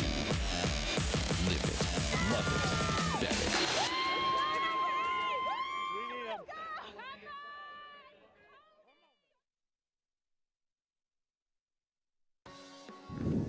We're back on America's Day at the Races, program brought to you in part by the champion sprinter Run Happy.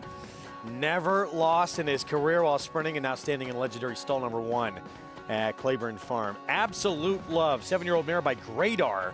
Her trainer Joe Sharp had beat Jump Into the Fire in her last start back on June 5th, and now she does it again, back-to-back. Yep. It was a good job by Tyler Gaffalione. Like I said, he left out of there running. And when you show aggression, good things happen. Unfortunately, this was at the expense of Jump Into the Fire not breaking. But Tyler was there to take advantage of that and get this 7-year-old race mare her second consecutive win over her more favored rival. And that could play big in the pick six carryover in that opening leg. They're beating a 2-5 favorite. Quick look at the odds for this fourth at Churchill. Restricted, maiden special weight. Those that sold for $45,000 or less will have more in it in a minute. Let's go back to Paulie. I'm with winning jockey here, Tyler Gaffalione, who won with absolute love. Obviously, the race changed right after the break. What was your plan if the four in here, Jump in the Fire, would have broke well? I was expecting her to be in front. I figured we had a great draw, just follow her around there, and if we were best, we'd be able to get it done. But my filly jumped well. His horse kind of bobbled out of there, and we were able to take advantage. At that point, when you saw that she broke poorly, now your next thing was, okay, let me shut off the one here and get to the front end? Exactly. You know, why battle in front when I can get an easy lead to myself? So I just kind of tried to control the race from there. She's another filly, too, that, you know, she shows that she can rate a little bit. I know you went to the front end, but she seems like she's kind. Oh, no, she's very kind. She's very smart. She shows up every time. She's just one of those horses you can rely on. You know, Tyler, I was asking you if you went to Catholic school, because if you can see behind us, we have church camp behind us. And, yes, the sisters and the nuns are here. They are wagering. And, Tyler, you're feeling the pressure. Oh, yeah, it's on today. Right? I mean, you need some divine help.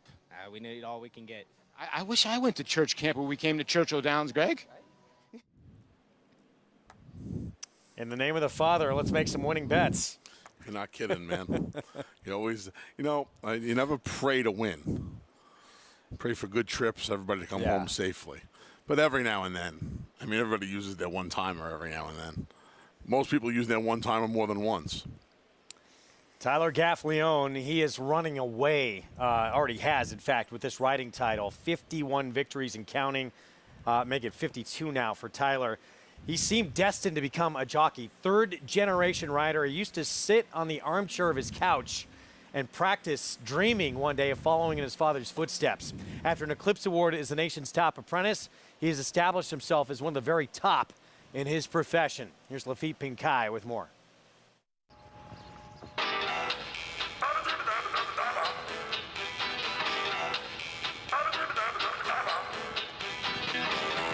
Love the horse. I love being around them. They have a calming sense to them. Tyler Gaffalione pretty much knew he wanted to be a jockey before he could spell his name. No, just the way that set up early. Tyler Gaffalione. I remember third grade, I think I finally perfected it. I used to get a couple of the letters mixed up. Tyler felt he was destined to become a third-generation jockey, following in the footsteps of his father and grandfather. I remember my first pony when I was 5, I believe, was Chipper Jones. I named him after my favorite baseball player, and he didn't really like me, but we developed a relationship after a while, and he taught me a few lessons, but I need to learn them. I was born in '94, and I think he rode maybe a year or two after that, and I think he called it quits. He got in a pretty bad spill at Delaware. He taught me everything I know. He used to spend hours with me on my equicizer. I'd ride a few pretend races during the day, and at the end of the day, I'd, Dad, come see what I learned today, come see what I worked on, and he was just so supportive of me. Never pushed me to do anything I didn't want to do, just supported me, and just gave me all the love in the world. Gaffalione established himself early on as a top jockey in Florida. However, it would be aboard War of Will in the 2019 Triple Crown that would put Tyler on the map nationally. Tyler Gaffalione has War of Will, fourth at the rail and 4 lengths off the lead. A similar trip to the Kentucky Derby, right behind the pacemaker. Just a pure happiness. He's a very special horse to me in my career. He taught me a lot, not only about this game, but about myself. Even to this day, I still get chills watching the race. It doesn't even seem real. But it's War of Will coming down to the 16th pole in front by 2 lengths late. A late charge from Lone Shot Everfast on the inside 2, but nothing stood in his way. War of Will won the Preakness. This season, Gaffalione finds himself balancing time in the saddle and planning a summer wedding. It's a very exciting year for us as a couple. My fiance, Cassidy Edwards, and I are getting married in July, right before the Saratoga meet. We decided to do it up at Saratoga. All systems go. Number 6 is Got Stormy, the rider, Tyler Gaffalione. I enjoy what I do. I love coming to work every day, and anything can happen no matter what you do, so you just got to enjoy life and make the most of it. Well, he's got a great attitude, such a positive energy about him as well, and he's putting together quite a resume. He is the dominant rider without question out in Louisville. In the last 2 years, he's been among the top 10 nationally in earnings. Yeah, he is. He's made a fool out of me. I in the beginning of his career, I thought he made too many mistakes, and I never thought he would amount to much, from being honest. And he's one of the best riders in the country now. What he's done, he doesn't make the mistakes he used to make. He used to make too many repeat mistakes. The greats don't do that. Right? Jerry Bailey once said to me, he made a mistake on a Belmont horse named Rayon. I'll never forget this as long as I live. And I wrote something. I was doing a news column for the New York Post at the time called Through the Binocs, and I wrote this. And Jerry called me the next day, and he was like, "Well, you know, you were right about your criticism, this and this, that, and that." He goes, "You know, one thing, I won't do it again." And I don't remember how much money Jason Blewett told me. We were talking about this story the other day upstairs. I bet a ton of money on the horse, even money. He galloped. Jerry didn't make the same mistake twice. Tyler made too many mistakes too often. Too many repeat mistakes. He doesn't make them anymore. He doesn't make those mistakes anymore. And he does something better than most riders. He knows how to save ground properly. And what I mean by that is when you try to save ground, you should never be steadying, throttling. He knows how to save ground, and he knows how to get out of there when the getting's good. That's very important, especially on the turf. More than 20 wins ahead of the next closest rider to him in the standings, Ricardo Santana Jr. Tyler Gaffley on $4.5 million earnings this meet, winning at 23%. Simply dominating, Paulie, at Churchill Downs. Well, he is. You know, I go back to a baseball analogy. He's really turned into a five-tool type of player. You know, I think Anthony makes a great point, and I had mentioned this before. You know, I would say it's about 5, 6, 7 years ago, somewhere in that area. You know, he was always at the Gulfstream Championship meet, and then when everybody would go back to Belmont, Tyler stayed in Florida and kept on winning races for 2, 3 years, and just kept dominating the competition. And, you know, in no way am I putting myself in Tyler Gaffleone's shoes, because I think he's one of the 10 best riders in the world. But he kind of reminds me of my career. It took me to go back to AAA and to get my confidence back, to go back to the big leagues after I failed a little bit in 1988 and 1999, making those kind of mistakes that Anthony was talking about. Now you see the Tyler Gaffleone now, and there's no mistakes. When you look at him, you'll take him going 1.5 miles on the grass. You'll take him 6 furlongs going sprinting. He is uncanny to me at knowing where to position his horse. You look at the racing form and you think where your horse is going to fit, and Tyler Gaffleone is aboard, that's usually where the horse is going to be. I think that's what makes him so special, and that's why people will put him on any type of horse. And I think he reads the racing form to a T, Greg, and when there's no speed, he knows when to take the initiative. He's a very cerebral rider as well. So there's nothing he does wrong at all, and he's a superb turf rider, and that's what makes him so dangerous at a place like Saratoga, where there's a lot of troubled trips, and somehow he's the kind of guy that can get his horse in the rail. He's got a lot of courage, too, to save ground on the rail, and he's an elite turf rider, and now he's just become an elite rider overall. He could do it all, Paulie, thanks, and he's got supreme confidence now. And it's paying dividends. Won the Eclipse Award as Outstanding Apprentice back in 2015, but now he has established himself as one of the absolute best in the business. Yeah, he's one of the best. No way around it. He goes to that Kentucky circuit. He just dominates certain meet after meet, track after track. And he, you know, I mean, first to only to 50 at this meet, $4.5 million in earnings, right? With a real big weekend with all those stakes, the chance you get to $5 million. We're going to see him again coming up in the 4th race ahead. It'll be on Sirius Light. We're going to see a City of Light first-time starter. I believe just the second starter from that sire. When we return in another maiden race, we have a new audience joining us right now.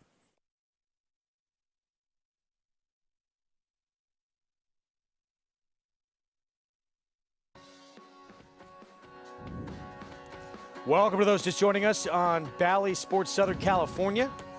Good to have you with us. Those already with us on FS2, thanks for sticking around. You're watching America's Day at the Races with live coverage on this Wednesday card from Churchill Downs out in Louisville. We have some action from Horseshoe Indy coming up as well. Greg Wolf, Anthony Stabile, as we get set for race 4, is going to kick off this late pick 5. Yeah, always looking forward to the multi-race sequences. Started with a 2-year-old race here, and then later on we have that matchup of Love Me Some Me and the returning travel column in the feature race number 7. Yeah, that's going to be a good one. The showdown between those two, Love Me Some Me, travel column, back off a long way off, and now moving to the Bill Mott barn. Used to be with Brad Cox. You could play all the action. This late pick 5 coming up with Naira Bets. Get signed up, started. Take advantage of that $200 deposit match sign-up bonus. With that code there, match 200 at NairaBets.com or on the Naira Bets app, and bet any track, anywhere, anytime. Today's remaining action presented by Claiborne Farm.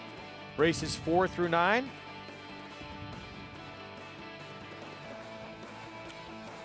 Four through eight, actually. Excuse me. That's yeah, okay. We only got 8 today at Churchill. Late pick 5 is next. Let's do my math. Like, that did not add up. And then Horseshoe Indy we'll get to as well. And they're fast and firm when we eventually get there. University of Louisville, right there in the background. They had a couple of big seasons in that stadium. I'm not a college sports fan, really. Sorry, man. I knew that would get you. Oh, I got to digest that for a minute. We're taking time out. We'll be back. We'll talk more about this 4th of Churchill to start off this late pick 5 when we return. That's a Justify first-time starter. Some of the Triple Crown champ with some sharp works at Lone Star coming in. A Grade 1 winner of nearly $2 million, Silver State hails from the sire line of legendary Claiborne stallion Danzig. And his second dam is full sister to Kentucky Derby winner Monarchos. After winning the Oaklawn Handicap, Silver State defeated Knicks Go in the Grade 1 Metropolitan Handicap. On the board in 12 of 14 starts from ages 2 to 4, his career included a 6-race winning streak. Grade 1 winner Silver State, standing at Claiborne Farm.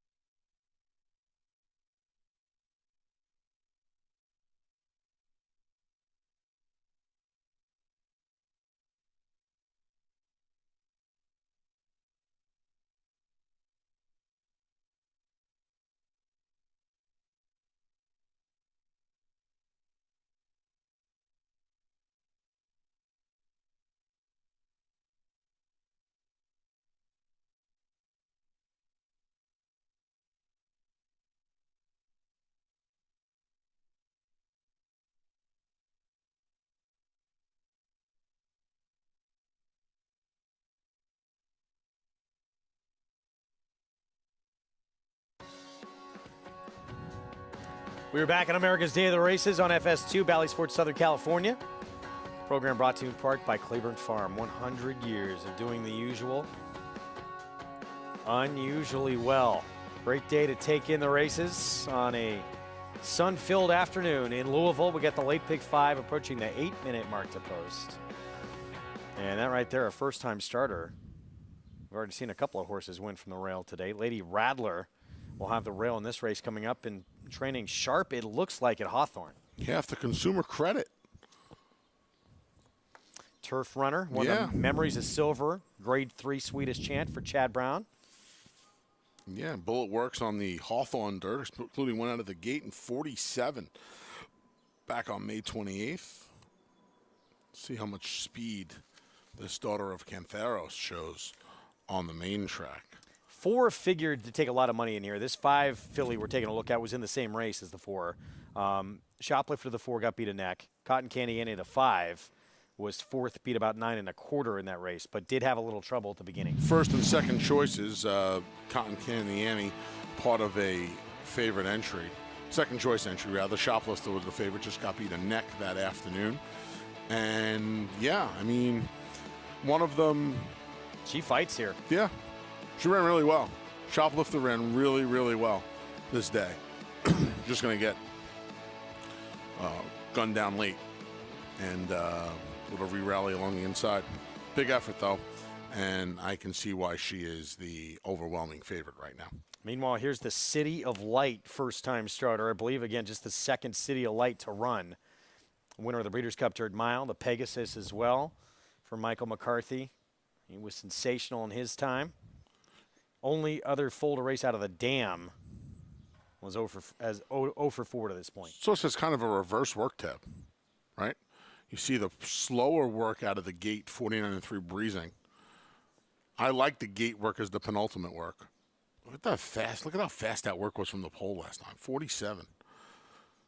Think about this. A 2-year-old filly was the second fastest of 156 works from the pole. 156 works. And she's taking no attention, and she has Tyler Gaffleone aboard. A busy Father's Day beneath the Twin Spires in the morning that day. Yeah, and gets Tyler. And when Ron Moquette reaches out for Tyler Gaffleone, usually mean business. 27% at Churchill, 24% overall. ROI is not positive, but it's not. Ron Moquette's his strength is not debuters. It's not. But if he's reaching out to Tyler Gaffleone, you got to think maybe this filly can run a little bit, and the workout would probably tell you she can as well. Here's Lady Rattler to start things off at the post parade for Michael Campbell. Yeah, ships down from Hawthorne. Again, going to take advantage of this big purse for the restricted. Horses having sold 45,000 or less. 25 to 1 next store on a unified first-timer. There's 4 works on the all-weather. 3 on the all-weather, 1 at Belterra Park. We'll see if these connections can put one over the price. Unified 14% with his 2-year-old first-time starters. Boston to Bozeman. Dam actually won her dirt debut. It was at a mile, and this is her first foal. Yeah, Whit Beckman, former assistant to Chad Brown, is this daughter of Into Mischief in for this price. It costs just $35,000. I think that's an alarm going off right away. No question, the one to beat off that debut we showed you got beat a neck. Yeah, should be the favorite in here. Has the experience, has good experience, showed speed, lots to like. Cotton Candy Annie was about 8 lengths behind Shoplifter in that start. Yeah, kind of made up some trivial ground late in the game. We'll see if some routine improvement second time out helps. Here's the City of Light, first a serious light for Ron Moquette. She's a little interesting to me. Like I said, I like the way this reverse work pattern. Ron reaching out for Tyler. She's not taking any money, though, at 8 to 1. And then here's the daughter of the Triple Crown champ, Justify. The second dam was a multiple graded stakes winner routing on the dirt named Lou Ravi, who won 11 times. This work makes more sense. Sharp 46-4 out of the gate at Lone Star Park. Again, going to take advantage of the big purse. Ships up for a barn that wins races in bunches throughout the Midwest. Yeah, Dam produced also a multiple stakes winner on synthetic for what it's worth. Let's get more from Paul LaDuca. Yeah, I mean, listen, I was able to catch up with Lane Luzzy, the connection there. I obviously know Mike very, very well and got to meet Lane when he was actually a really young kid. I'm starting to get old, and he's getting up there. And I said, hey, Lane, when did you fly in? He said, hey, I flew in this morning to win. He thinks he's live on this horse on the outside. I said, what do you got in here? He says, this filly's fast. I worked her out of the gate. She's fast, and I would think we're going to, try to take the initiative here, going 5.5 furlongs. And like you said, listen, it falls right under the condition of 45,000. There's 2 ways you can look at it. A filly by Justify only going for 30,000 when Justify stands for 100, but there's mistakes that go through the sale like that all the time. And that bullet work last time, Lane was happy with it, and this horse is taking money. When it comes to the 4 Shoplifter, Eddie Keneally thought that she was really green last time and sort of was looking around a little bit. He was considering blinkers and said, you know what, let me give her one more start without the blinkers, and because she ran so well, I don't want to, he basically said change anything because he thought she won a winning race. Lady Rattler on the inside, I thought she looked fast, and her works look like they're fast. She's shipping in from Chicago, and we've seen some horses from Hawthorne here do okay. Now 5 to 1 from the rail, like you guys were saying, the rail has been pretty good, especially at least in the lane if you got the lead. When it comes to the Serious Light, I think why this filly's not taking much money, she's been acting up a lot in the paddock. She came out all over the track. She was trying to get away from the lead pony. She was very, very green. And I have a feeling that when you look at her last work, that's just free running. The work before that out of the gate was slow. I have a feeling she might be slow out of the gate, and that's why she's not really taking any money, guys. All right, Paulie, thanks for that. Yeah, still 7-1, so she's a little dead on the board. Unquestionably, Jordan, the 7 outside, the Justified filly, is taking money, and word must be out, and Paulie backed that up. Yeah, I mean, that gate work is sharp. Problem now is, does she have the talent? You know, we already know how fast Shoplifter is. It's not that fast, but she broke alertly. I think that's, you know, even with the bump, Greg, I think it's important to look into that race, that she broke. She got bothered a little bit at the start, yet still was able to recover and get herself in the game relatively early. That's very impressive for a young horse, to me anyway. I love these races, these restricted, these RNA races, because you never know. British Idiom, like we mentioned before, British Idiom ran one of those races and went on to be the 2-year-old champ and the Breeders' Cup winner. So it's not like these races are just they are a melting pot, but it's not just like they're afterthoughts. And you never know who can develop to become something special. Absolutely right. Absolutely right. But right now, Shoplifter, many believing she can reproduce or even improve on that debut.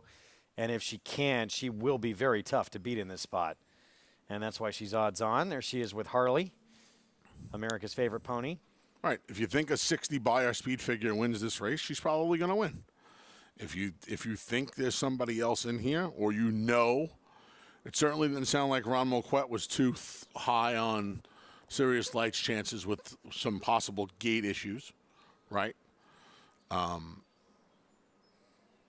going the 5.5, the draw is not as important in some of the shorter races. I think going 5, and we've even seen a handful of 4.5 furlong races late into the meet. Lady Rattler would have had a bigger advantage, I thought, in the shorter races. Do you like the fact, too, Shoplifter's already been the 5.5? Yeah, absolutely. That was the last point I was going to make. That's a great point, though. I mean, not only was she favored, but she's been the trip. So. And Rafael Bejarano, who we mentioned earlier in the program, back on the 17th, notched his 500th win here under the Twin Spires, so congrats to him. Recently turned 40 years old. Still got a lot of riding left. And he'll be on the 4-5 favorite, the 4, for start number 2. Eddie Keneally, a trainer, too, that can certainly move him forward quite often in start number 2. Yeah. We'll see Eddie 13% second off the break. Second time out, rather. We'll see how it unfolds here as the field loads into the gate. So pick 5 starts here. Again, it includes that feature with Travel Column coming back off the bench and Love Me Some Me, who's reeled off 3 in a row, including her comeback effort as a 4-year-old filly for Tom Drury Jr. We're set for the start of the pick 5. Let's go to Travis Stone.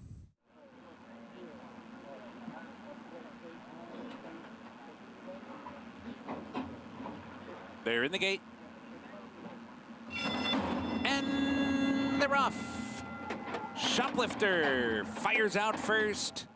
Serious Light is there. Jordan comes out running as well. And down inside, Lady Rattler comes on through. But Shoplifter is the quickest early and holds on to that lead. Shoplifter down the backstretch run.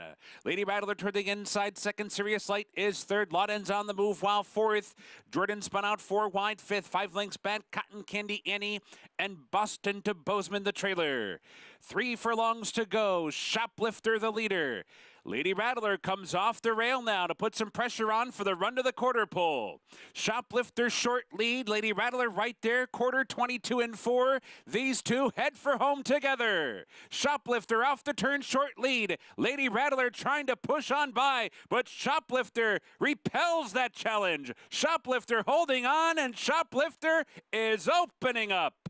Shoplifter by 3 now. Lady Rattler put in a run, will have to settle for second to Shoplifter. Shoplifter streaking under the wire, wins it by 3. Lady Rattler was second, Cotton Candy Annie was third, and Lawden was fourth. When you break as sharp as Shoplifter did, going 5.5 furlongs, good things are usually going to happen for you. Go on with your bad self. That was a good ride by Rafael Bejarano. When she breaks as well as she did, you don't worry about the question marks of the other firsters if they have speed. You break and you get over. And he put Julio Felix, the rider on the #1 Lady Rattler, I don't want to say he put him in a spot, but he made him think twice about rushing up in there. He didn't. He was able to establish with Shoplifter, and Bejarano on his way to the next 500 at Churchill Downs. Yeah, how about that? Daughter of Super Saver went for just $12,000 at auction. That's how she qualified for this condition. And wins second time out for Eddie Keneally. And she improves here in start number 2. Much too good for this group. She was one of just 2 in the race with experience. And that experience paid off. Yeah. The other filly who had some experience here, Cotton Candy Annie, did not do much running for the second consecutive try. I think she may have finished 3rd, but the first 2 finishers were maybe 9 or 10 lengths ahead of the 3rd horse. I didn't even catch the license plate on the 3rd horse. Odds-on favorite starts off the late pick 5-4-1-5-2. In the 4th from Churchill Downs. We're going to get to Horseshoe Indy when we come back from a short timeout. They're going to kick off their card with a maiden special weight. Main track at 1 1/16. And we got a 1-5 favorite for Tom Amoss. Stay with us.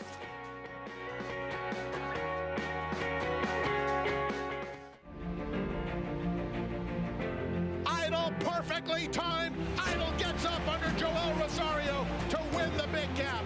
It's known agenda for St. Tobias Stable.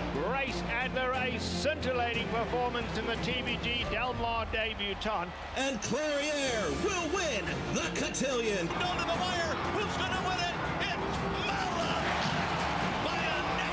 Curling, the classic sire. If you're looking into racing partnerships, you should know they're not all the same. When you partner with Bond Racing Stables, you become a member of a growing family of racing enthusiasts, all guided by 3 generations of experience in thoroughbred breeding, training, and racing. Sharing the excitement at Saratoga and Belmont Park, where we've graced the winner's circle with winners like Giacosa, who was bred, born, and raised here at our Song Hill Farm. Get more than just a partnership. Become a member of the Bond Racing family. 3 generations of thoroughbred excellence. The sun shines bright on Caraconte.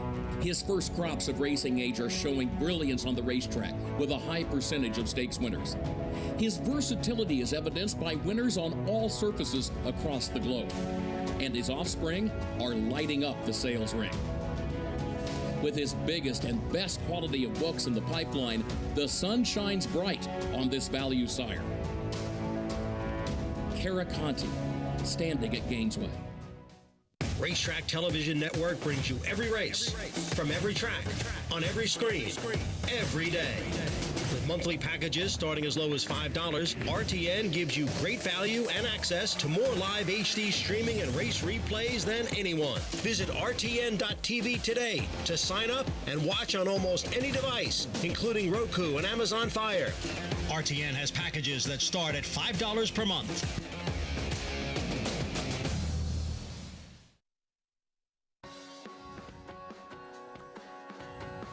We're back on America's Day at the Races on FS2, Bally Sports, Southern California. Odds-on favorite, Shoplifter start number 2 with the win, and the break was like a rocket ship. Got the lead, never looked back. Yeah, just kept on going. Lady Rattler was up inside there. Julio Felix gave her a good ride, managed a little traffic from Shoplifter early. Got her around that one and tried to make a run in the lane, but was no match for the more seasoned second-time starter. Let's go to Paula Duca for more.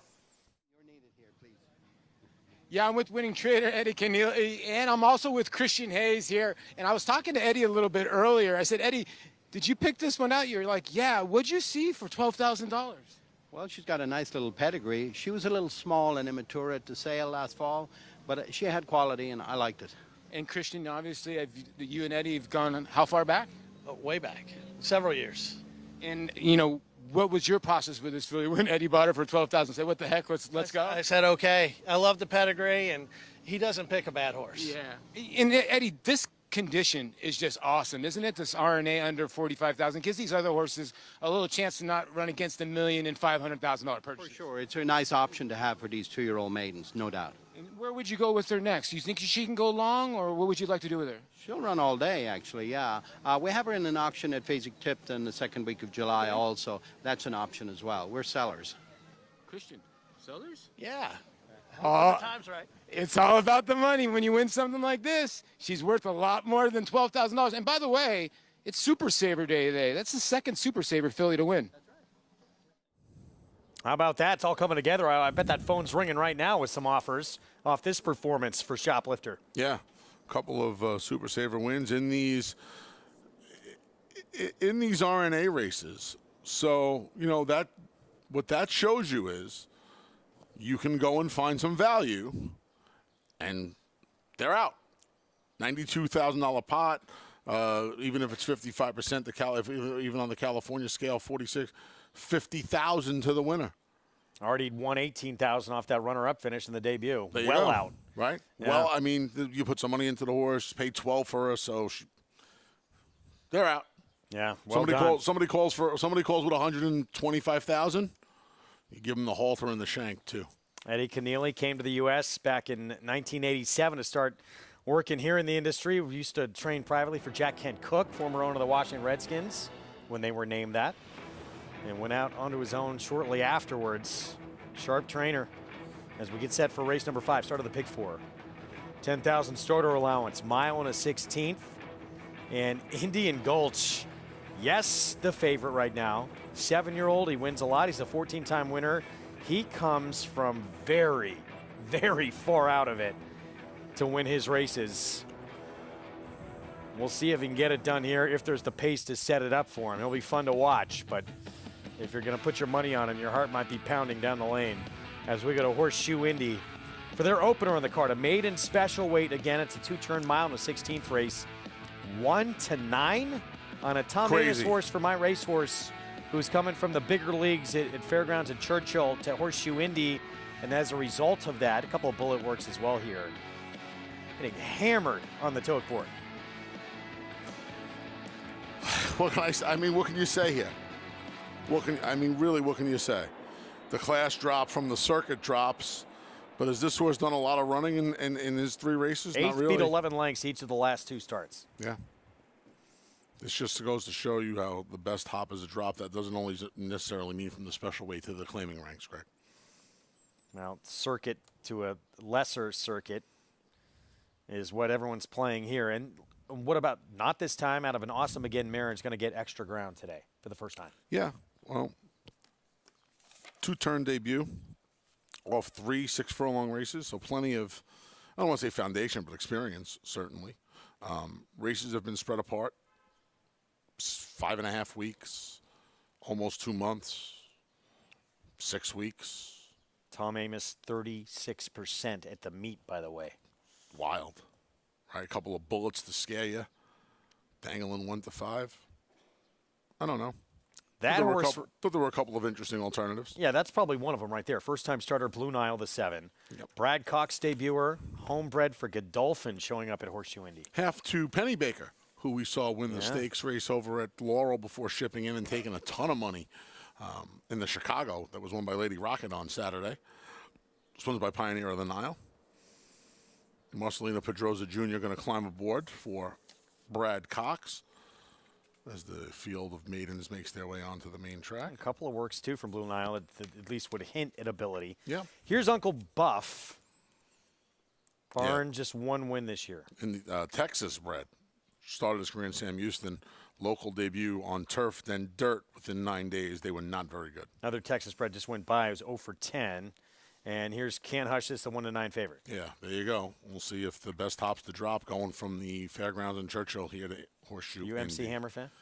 Can't touch this, of course. Longer view, blinkers on the 4. Yes, first time dirt. Dam was 3 for 11. All the good running was done on the main track. Beaten a long way on the grass. Speed, first time out for Barbarian for Steve Asmussen. Yep, you see Pedroza jump to the 7, Blue Nile, who we'll talk about in a minute, but gets a good gate rider in Sammy Bermudez. I thought this horse was really interesting at a price. Yeah, the 5. And then, Blue Nile, that first we were talking about. So the 1 sprint, speed on the stretch out here for Barbarian. at 9-1 for Asmussen.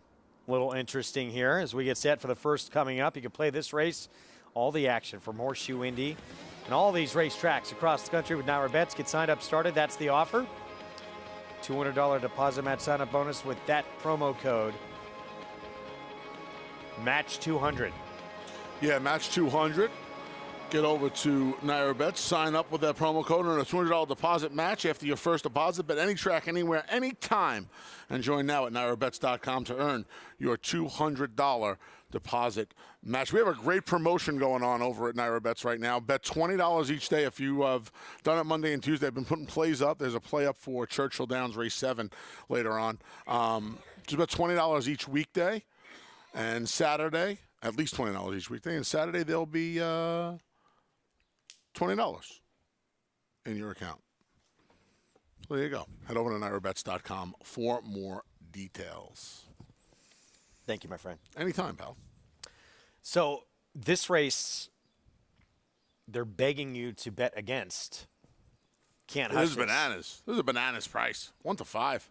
1 to the nickel. And what have you? I mean, obviously those last two workouts hint at some. At least there's some ability there at this level with these horses here. Source got to answer the question though too. Can he go this far? You want to find out at 2 to 5? I like Barbarian. Now, you know, more often than not too. The kid Joey Ramos, who's riding the 3, Can't Hush This out of the sprints, might show some speed. Man, Barbarian was fast first time out, and Barbarian was battling for the lead. I'd like to see Sammy Bermudez, who's very good on the front end on this circuit, put this horse on the front end today at 5 to 1. I'll be betting a few pesos on him. Post time coming up in a moment, so Can't Hush This. The 3, 1 to 2. Yeah, 1 to 2 on Can't Hush This. We see him.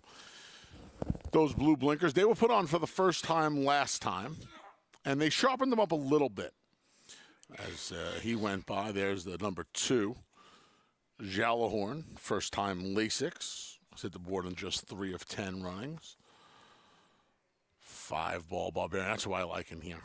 I like Barbarian in here. Good-looking son of Mastery. I was a big Mastery fan. I think he could have been any kind. Unfortunately, his career was cut short.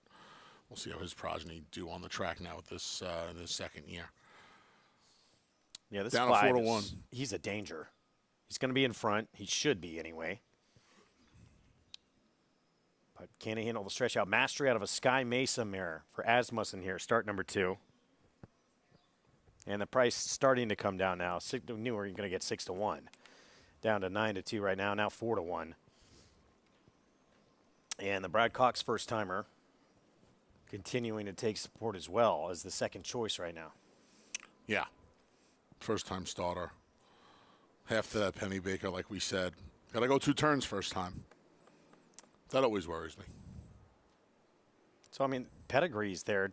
This one might have some talent, but does it concern you showing up here? No. Brad runs a lot of good horses at Indiana Grand. Monomoy Girl debuted at Indiana Grand on the turf. So, I mean, and that's the outlier, obviously. But we'll see. Been odds on throughout. Can't Hush This for trainer Tom Amoss.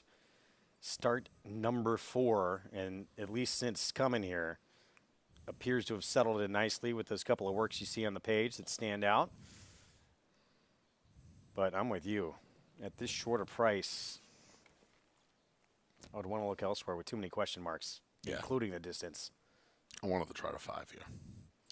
John Dooley with the call. Going to kick off this card from Horseshoe Indy here at Amoss 16th. 5, first favorite over the mile and a 16th. Here's Can't Hush This. Sean Parker, longer view, drew 4.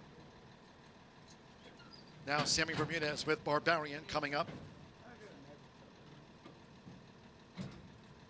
Here's Barbarian.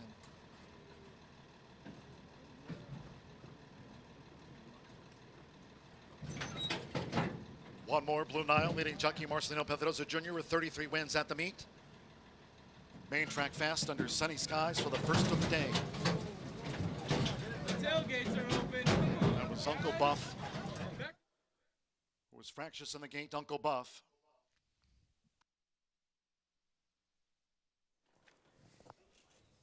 Is the gate open? Rider's off. That's Brian Rivera off Uncle Buff, the 1. So we're going to have a slight delay. Yeah, they're backing them out now. That's a horse who's had 4 prior starts, has shown very little life in those outings, including a turf effort. So they're going to back everybody out of the gate now. We're going to have a delay here, and Uncle Buff is going to be scratched. So the 1's coming out. And the rider's off the 2.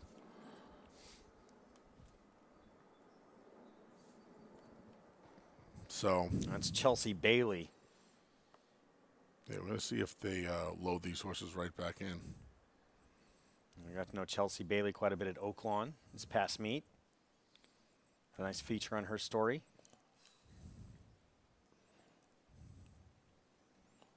$35-1 on that runner. So it really didn't impact things much, at least in terms of how this race is going to be run. The 1 had not shown really any ability, I guess, brief pace before completely checking out of the race last time out. We still expect Barbarian, the 5, to be the one leading the way in here early on. And at 9-2, still pretty tempting. I bet on him. Yeah, absolutely.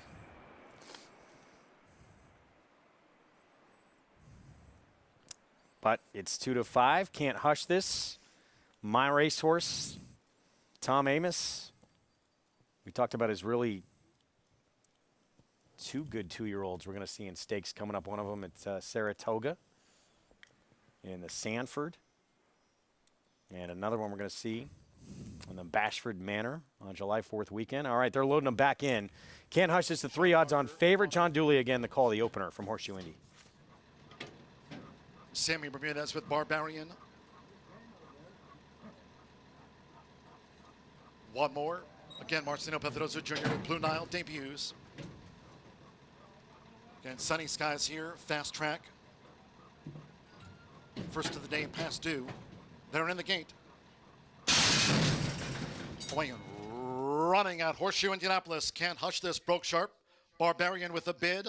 The Godolphin newcomer, Blue Nile, secures position in the Royal Blue as they head toward the first turn. Then Longer View, black with the white dots, and Gallahorn has drifted back to last, and they have 7 furlongs to run. It's Can't Hush This and Barbarian, the 2 vying for it as they go to the back of the track. A break of 3-4 to Blue Nile, who's vying for 3rd with Longer View the rail, and after 3 lengths, Gallahorn trails the maiden here in the Wednesday opener. The quarter was 24.41 seconds. With Joe Ramos, it's Can't Hush This, who just leads Barbarian, who's up alongside there for Sammy Bermudez, making this run toward the half-mile pole. Can't Hush This is just the leader from Barbarian, who's running second by 5. Marcelino Pedrosa Jr. and Blue Nile looking to draw in from 3rd. Deshaun Parker and Longer View running in 4th. And with Chelsea Bailey, Gallahorn remains last of the quintet. Inside 4 furlongs to go. The half mile, 48.28 seconds. They enter the far turn. Can't Hush This and Barbarian. They take this battle to 3 furlongs from the winning line, with Blue Nile being asked to pick them up. Around the far turn, it's Barbarian, who's taken a very short lead from Can't Hush This against the rail. As Blue Nile comes to take these 2 on, past the quarter pole. Gallahorn just relegated Longer View to last after 3 quarters, a battling 3 quarters between Barbarian and Can't Hush This. In 1 minute 13.08 seconds, Blue Nile is in 3rd. They come down to the final furlong, where Barbarian has gained the advantage now on Can't Hush This with Sammy Bermudez. For Steve Asmussen, it's the son of Mastery, Barbarian, and a Barbarian bounds home by 5. Barbarian from Can't Hush This, Blue Nile 3rd. Well clear from Gallahorn, and Longer View was last. Barbarian puts away the odds-on favorite. Can't Hush This and rolls the victory, stretching out start number 2. Tell you right, a speed horse, my man. Sammy Bermudez did a good job too. What in the end? What'd you get? 9-2. 9-2. That's amazing. Nice day here. It's always a fun day. You like this one a little bit. It's always a good day. It was a profitable day. Too. That was a little excessive to see Can't Hush This bet down to 2-5. Yeah, crazy price. And Barbarian at 9-2. Yes, sir. Better price. Sometimes you let the board do the work for you. Yeah. You and I all done? Yes, sir. I enjoyed it. The ladies are on their way. Yes, they are. Acacia Clement, Maggie Wolfendale, they are up next. A lot more coming up from Horseshoe Indy and the conclusion of the card from Churchill Downs. I'll preview the action coming up this weekend as well at Belmont and Stephen Foster Day. A lot more coming up on America's Day of the Races right after a break.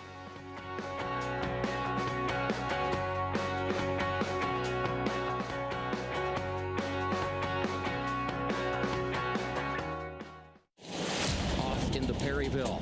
All alone as he turns for home. Nashville under no stress whatsoever. What's it going to take to win the Breeders' Cup Sprint, and could this horse have toyed with a group in the Breeders' Cup Sprint? I'm going to say yes. This was sensational. 107.89. Track record. This is one of the most impressive sprint performances that we have seen. This is a horse to get really excited about. Never asked for a thing. Track record.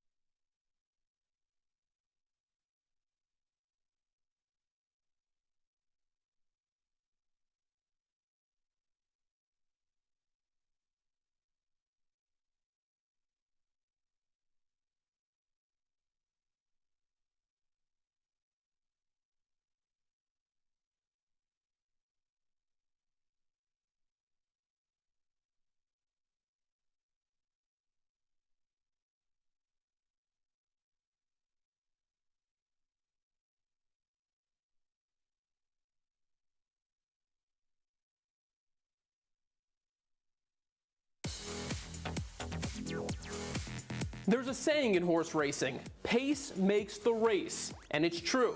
Most horses have a preferred running style. Some of them are speed horses. They jump right out of the gate and head to the lead. Others sit off the pace. They're stalkers. And others come from way off the pace, and they do their running late. They're called closers. When speed horses run loose on the lead without being pressured by other horses, they're more likely to win. On the other hand, when there's a lot of pace in the race, many speed horses, they're going to battle and likely tire each other out, which sets up for a closer.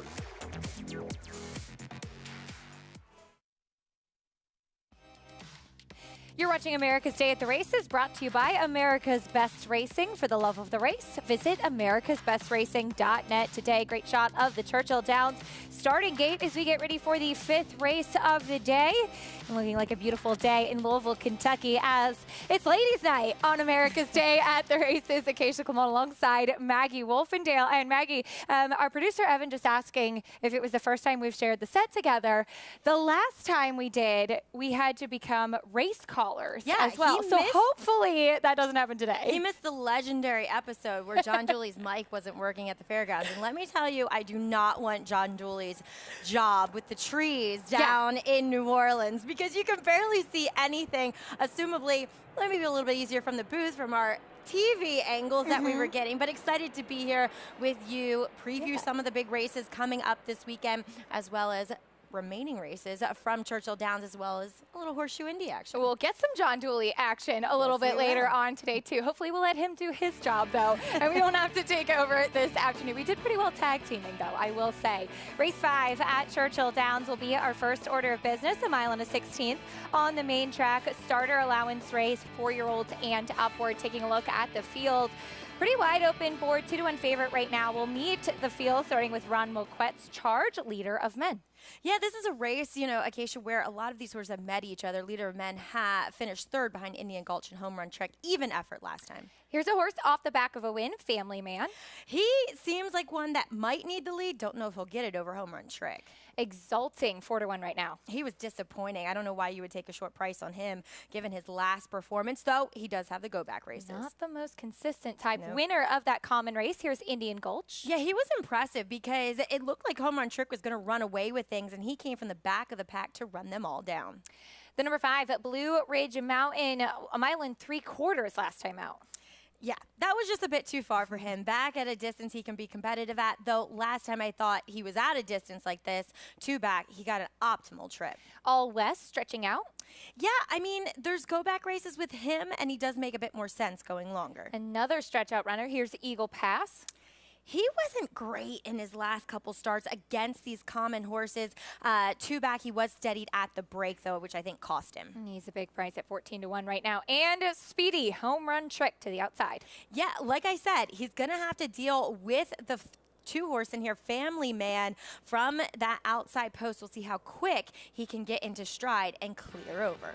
Well, back at Horseshoe, Indianapolis, it was the number 5, Barbarian, $11.20 winner, heading into the winner's circle for Steve Asmussen, making start number 2, a winning one over your 2-5 favorite. Yeah, and this one, last time we saw him at Indianapolis, ran well, I thought, in defeat, but had the speed and the confidence and experience to put them all away, and definitely got the nice price of the 3 horses that finished 1, 2, 3 on top.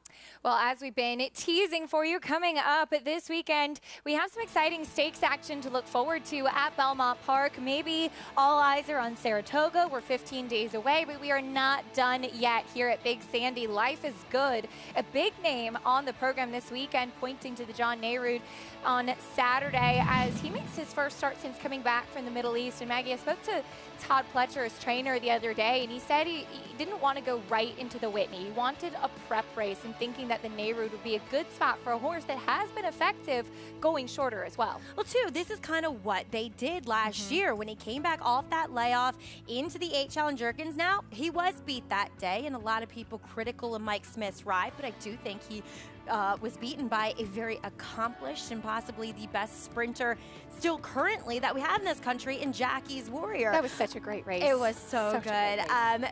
But Life is Good.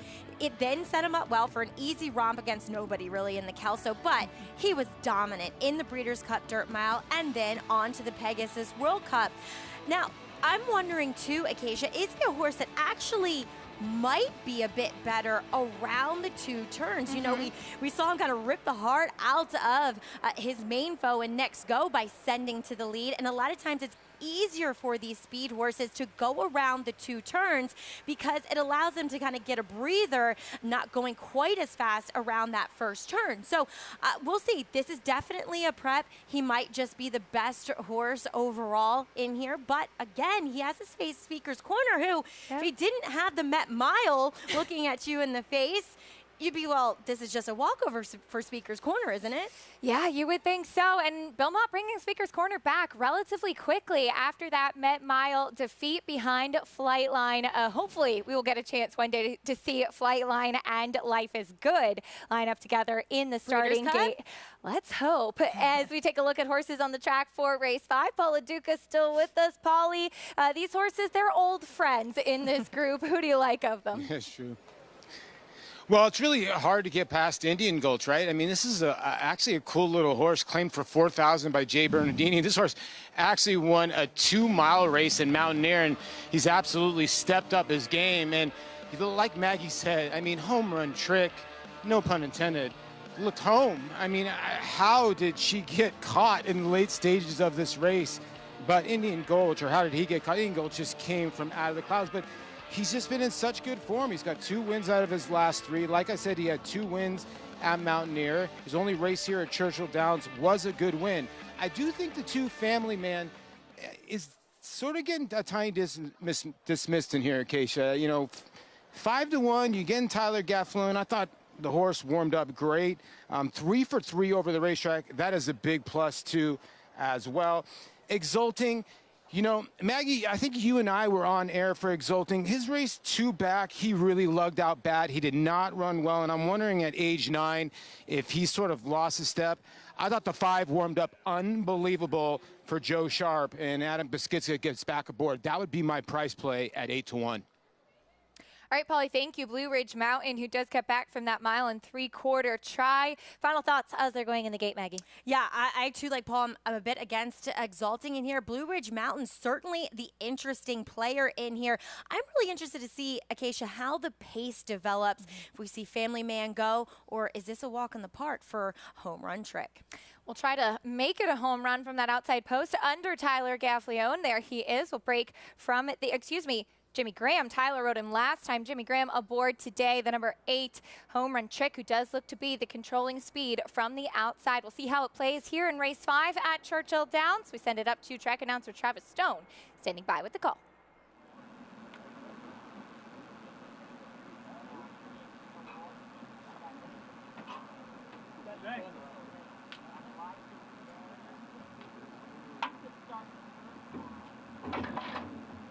They're in the gate, and they're off. Even beginning, leader of men toward the inside. Family Man is there, Exulting, and Home Run Trick from the far outside. Into the first turn, and Home Run Trick for that outside post to the rail. Opens up to lead by 2, now make it 2.5. Family Man comes off the rail to track the pace from second. Exulting is an up-close third. 2.5 lengths back to Eagle Pass, reserved while 4th. Leader of men down inside 5th. All West is racing 6th, and a margin of 5 from there to Blue Ridge Mountain, and another 3 from there to Indian Gulch, who is squeezed a bit at the start and is dead last down the backstretch run. And that opening quarter in 23 3, there's 5 furlongs to go. Home Run Trick ambles along up top, the leader by 2. Family Man a stalking second with 4 furlongs to go. And Exulting continues on in the clear while third. Leader of Men comes through toward the inside. Up into 4th. Eagle passes 5th. All West in 6th. Blue Ridge Mountain. Indian Gulch is at the back. Still trailing a little bit closer though with 3 furlongs to go. Home Run Trick feeling the pressure from Family Man, who moves up alongside and takes the lead. So Family Man, just like that, in front at the quarter pole. Home Run Trick back into second, Exulting and leader of men. Indian Gulch is starting to catch up. All West is there too. Down to the final furlong. Family Man leads by 2. Leader of Men rallying. Home Run Trick gives way. Indian Gulch and All West. Final 16th. Still Family Man. 3-length lead, and Family Man's got it. Family Man under the wire, the 2.5 length winner. Leader of Men was second. All West was third, and Indian Gulch checks in 4th. Family Man makes it 2 wins in a row. Tyler Gaffleone must have known that we were running that feature on him, Maggie, and he wanted to make sure that he looked good in the face of that. Well, he wanted to make sure he didn't mess up our win percentage and Absolutely. ROI Yeah, for very features equal winners Very true. on America's Day at the We races. appreciate the assist, Tyler. Yeah, layup shot. Family Man, this, for Robbie Medina, this is what I call incredibly good managing and entering of a horse. They got away with it, maiden 10, first time out. Claiming 30, non-true life, makes sense.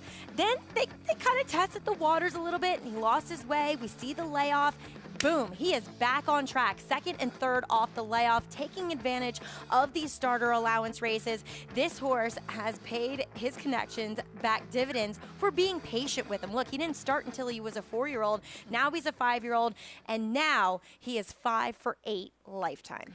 Makes it 2 wins in a row. Defeated sprinting 2 starts back. Clearly better, going a little bit longer. And he sat from a little bit of a stalking position to day 2, showing another dimension, going that distance of ground. Number 2, Family Man with the win. We'll bring you prices, and we'll also continue to preview the greatest stakes action coming up at Belmont Park. Charge It looks to make his first win after the Kentucky Derby try. Trying to get back on track for trainer Todd Pletcher.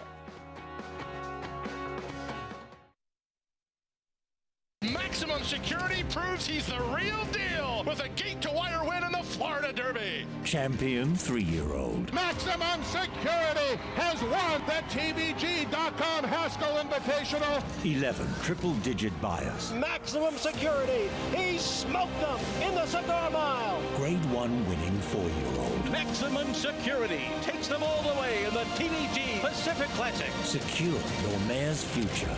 Maximum Security. Who you betting on? How about an app created specifically for horse racing? Naira Bets. We specialize in thundering hooves, fist pumping, and boosting your bankroll with robust weekly promotions. And offer betting tips from actual horse racing experts. Bet all day and night, nationwide. Get the action and thrill of horse racing with Naira Bets. They say breed the best and hope for the best. Vacoma broke well on the outside. But you don't expect to get speed like this. Is Vacoma the one to catch? Vacoma has a 5-length lead in this Grade 1 quarter.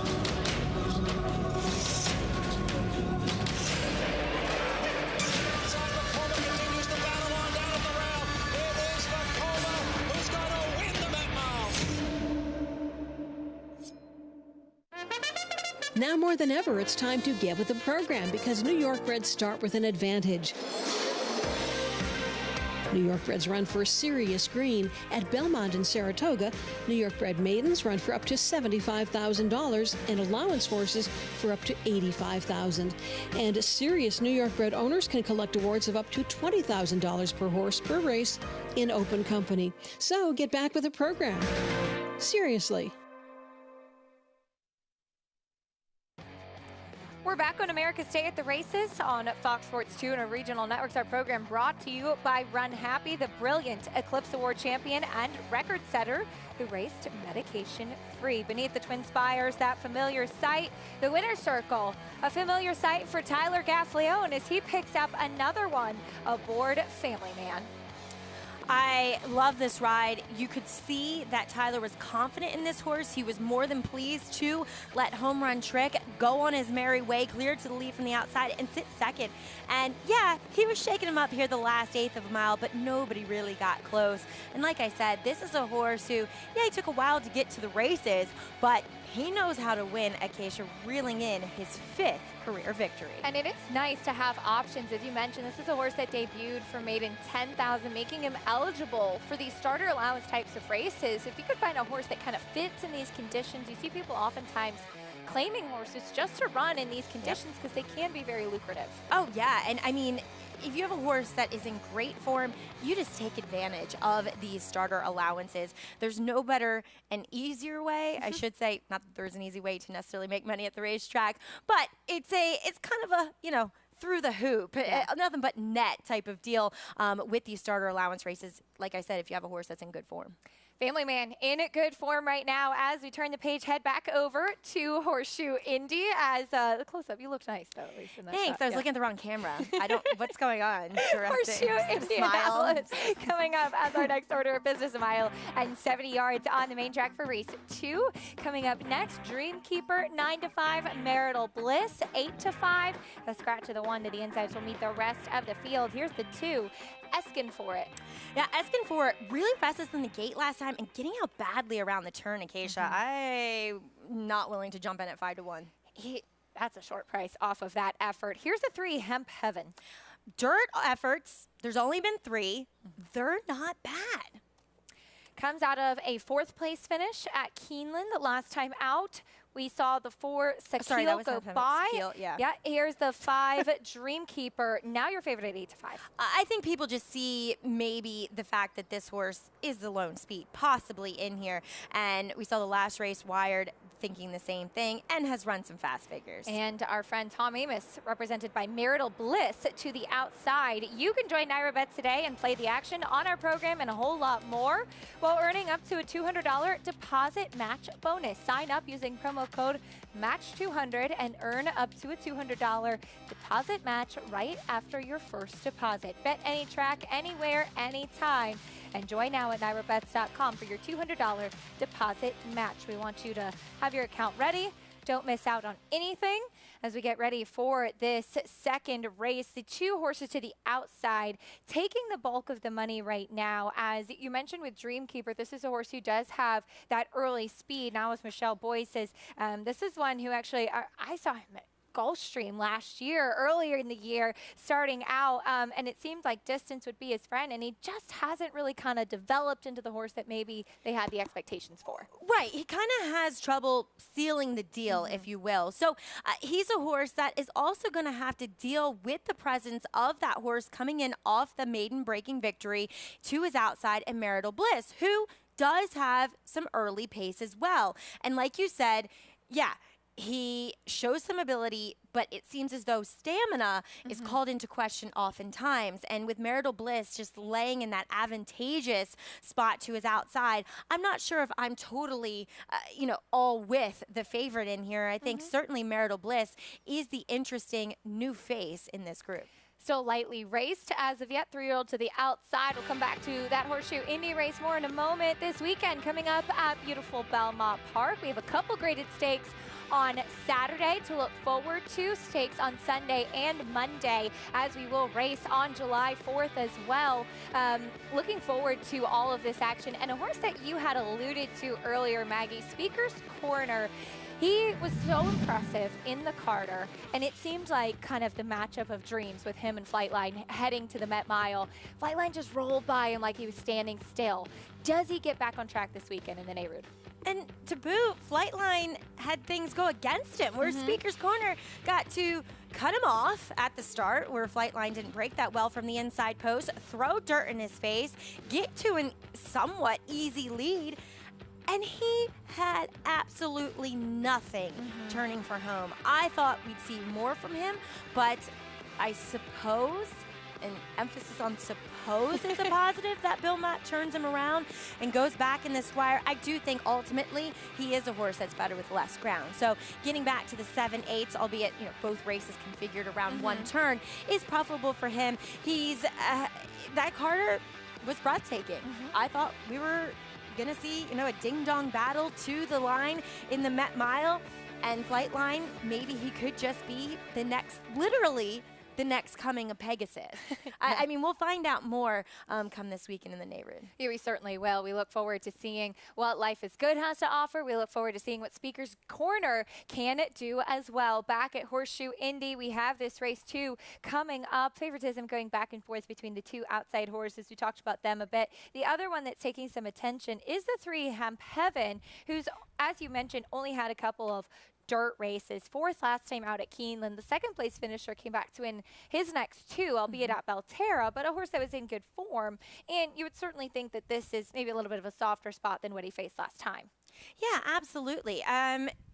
In his 2 dirt races prior to that, both 73 buyers, both wins.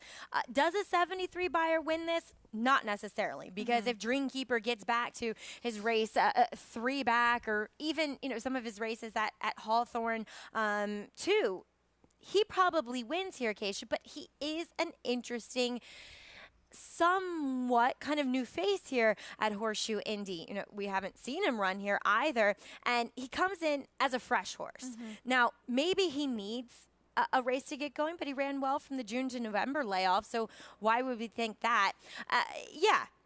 He's, what is he right now, 5-1? That's a decent price. That's kind of what I thought he should be in here, given the scratch of the Rail Runner and Corrigible, who look to take money as well. Marital Bliss is the horse with upside, but at 3-2, you're banking on the fact that this horse is going to show up with an even improved and faster race than what we saw last time. Tom Amoss, he moves the board. He does. 34% at Horseshoe Indy. I mean, that's right now. It's definitely nothing to scoff at, is it? Certainly not. As this horse will break to the outside, the horse that's taking money that I just can't understand is the 2 Asking For It, who's 4-1. I mean, I know it was turf 2 back, but last time out, great shot there. Yeah, that's really cool. Zipline shot at Horseshoe Indy. Very cool. Mad props. But I agree. Asking for It. he comes off 3 consecutive poor efforts for Gennaro Garcia. Claimed from Chris Hartman, who at times, at Churchill, we saw it even at Oaklawn this winter, puts up some otherworldly numbers.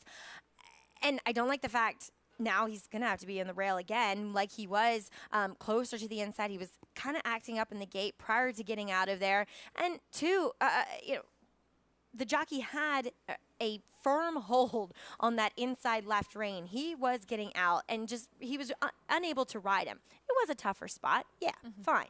But I don't know. I'd almost rather take Sakil in here, who, yes, was virtually eased last time, but he was slammed into going into that first turn and took an awkward step, looked as though he clipped heels a bit.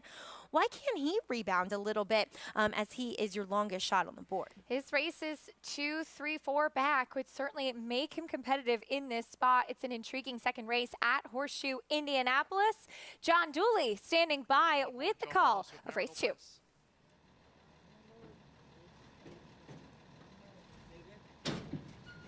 Second of the day here at Horseshoe, Indianapolis. They're in the game. And they're off. Asking for it. Here's Dreamkeeper toward the inside. Hemp Heaven in the red sleeve settles as Marital Bliss now strides up as they enter the first turn. And Sakil has drifted back to last. It's Eskinfort and Dreamkeeper, the 2 vying for it here in the early stages, with Hemp Heaven a close third.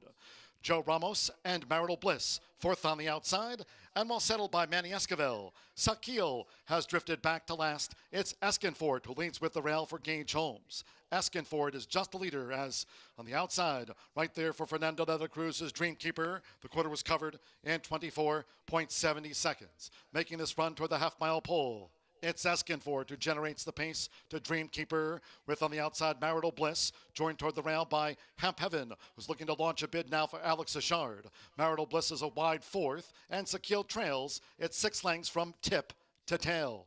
And Eskinfort continues in charge. Half mile, 48.48 seconds. They round the far turn. It's Kenny's lead. Eskinfort, but now with inside 3 furlongs to go. Dreamkeeper is under pressure as Marital Bliss now starts to stride up on the outside. So this move by Marital Bliss as Eskinfort takes them past the quarter pole. Then comes Sakil, and Hemp Heaven is last to the 5. Eskinfort drifting, but Eskinfort spins them in. 3/4, 1 minute 13.03 seconds. Eskinfort continues to hold on to this lead, and Eskinfort has another gear. Kenny's finding.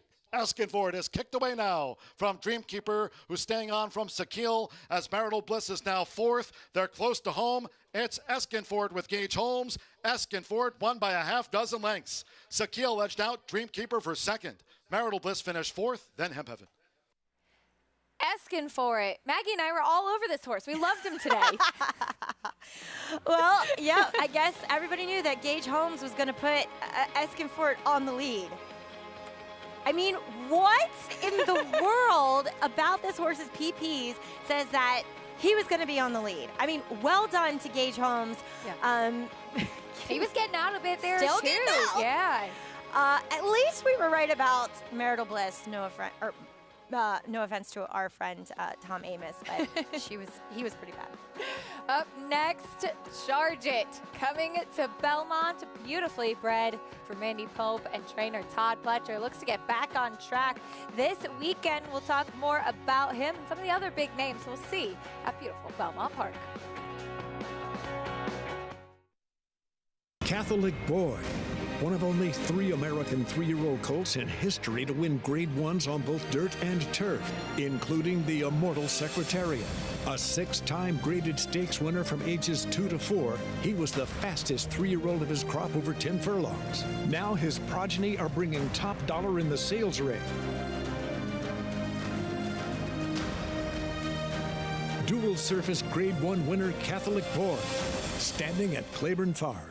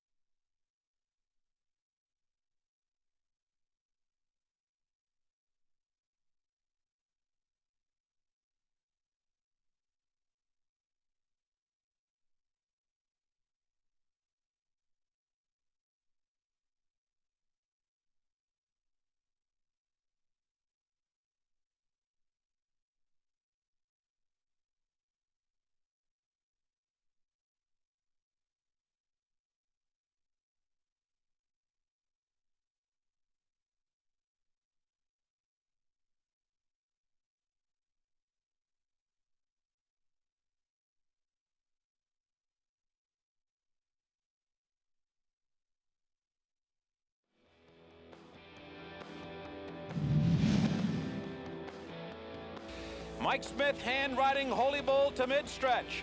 In control by 3. Twining, still running second. Bay Street Star is laboring, and it's going to be Holy Bull again. He is just strolling home to victory here. Holy Bull wins with dazzling ease.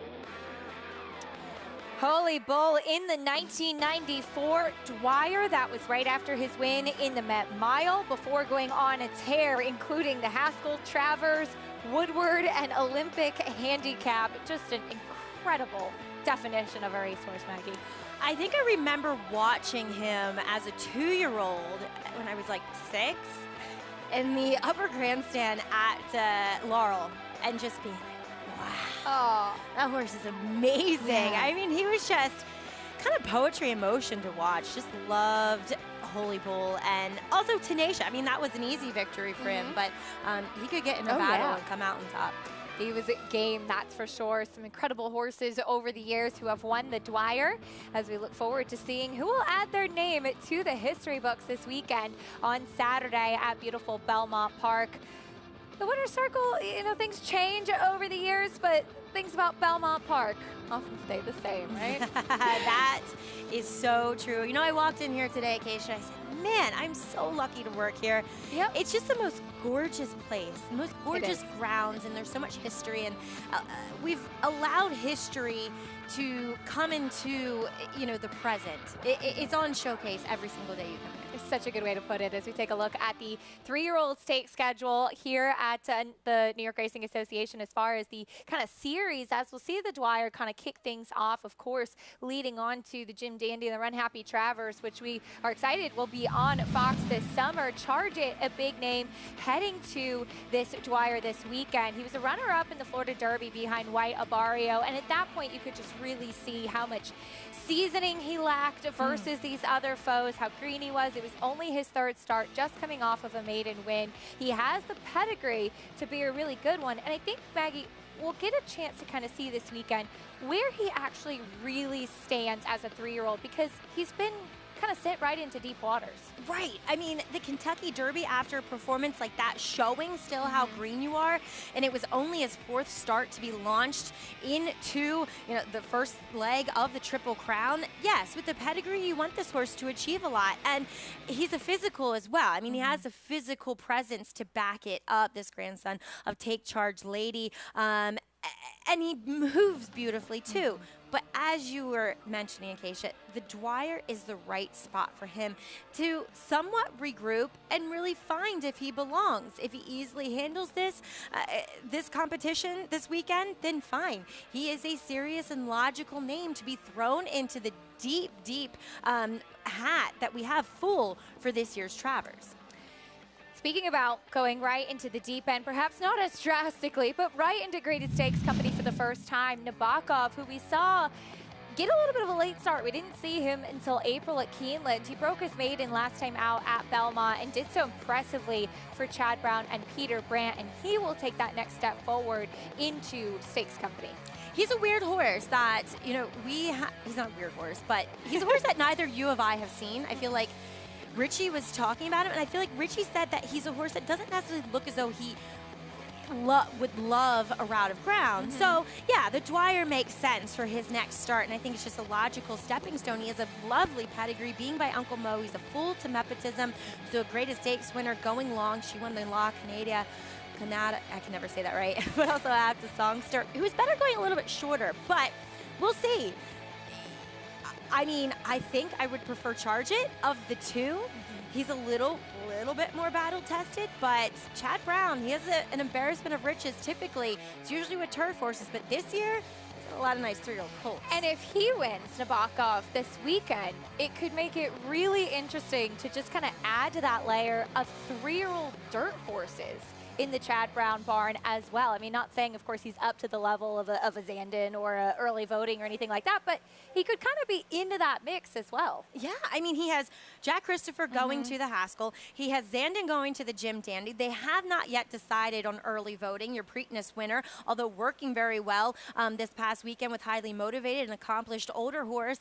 And what does Nabokov do if he wins this weekend's Dwyer? I mean, Chad could maybe have 4 horses in the Travers, the race that he has always wanted to win. He wants to, and he's coming loaded for bear this summer, that's for sure.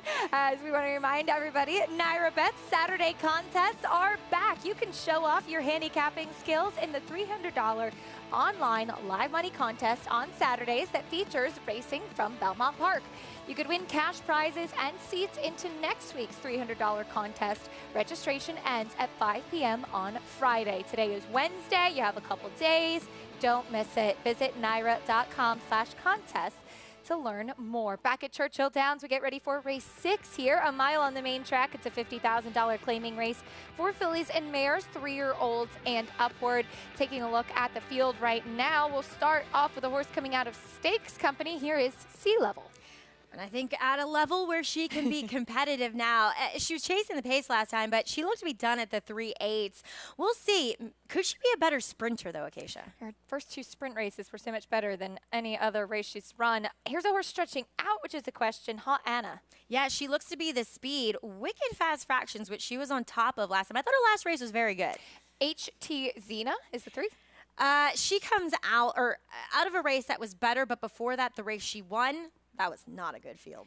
Too Pretty coming in from Oaklawn Park. I think she's really interesting. Had trouble going into the turn in that 2-turn mile at Oaklawn Park, albeit against Arkansas bred. But the Mary Rose, she's proven that she can win against Open Company. Fabricate stretches out in distance, has been proficient at 7 furlongs. We'll see how much company she provides to Hot Anna. I don't think she's quite as fast, but I feel like she's a horse that's a little bit evenly paced, so maybe longer is better. Here's Pistol stretching out, very sharp today. Looks like a pistol out in the racetrack. Ooh.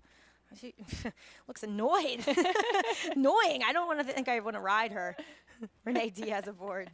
Good luck, Renee. Here's the 7, Honey Run, dropping in class.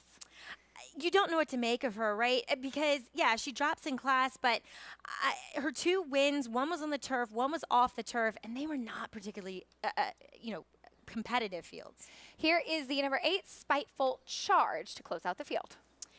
She's going to have to run better than what she has in her last 2 efforts since coming back off of that 9-month layoff for Phil Simms. Well, that's the field for race 6 at Churchill Downs. Those horses continue with their warm-ups. The number 7, Honey Run, did win a couple races back at the fairgrounds. This was, though, Maggie, an off-the-turf race. Last time out, she was running against better, but a turf race and then an off-the-turf race with some more turf-met horses. How much stock can you put into those wins? You have to kind of go back and look through the field, Acacia. What kind of horses were entered as MTOs? Was there a strong MTO contingency in here? And the fact of the matter is no. These are actually slow turf horses that she's beating in here. Yeah, you look, she has 2 next time out winners behind her. I mean, they ran slow figures. They regressed.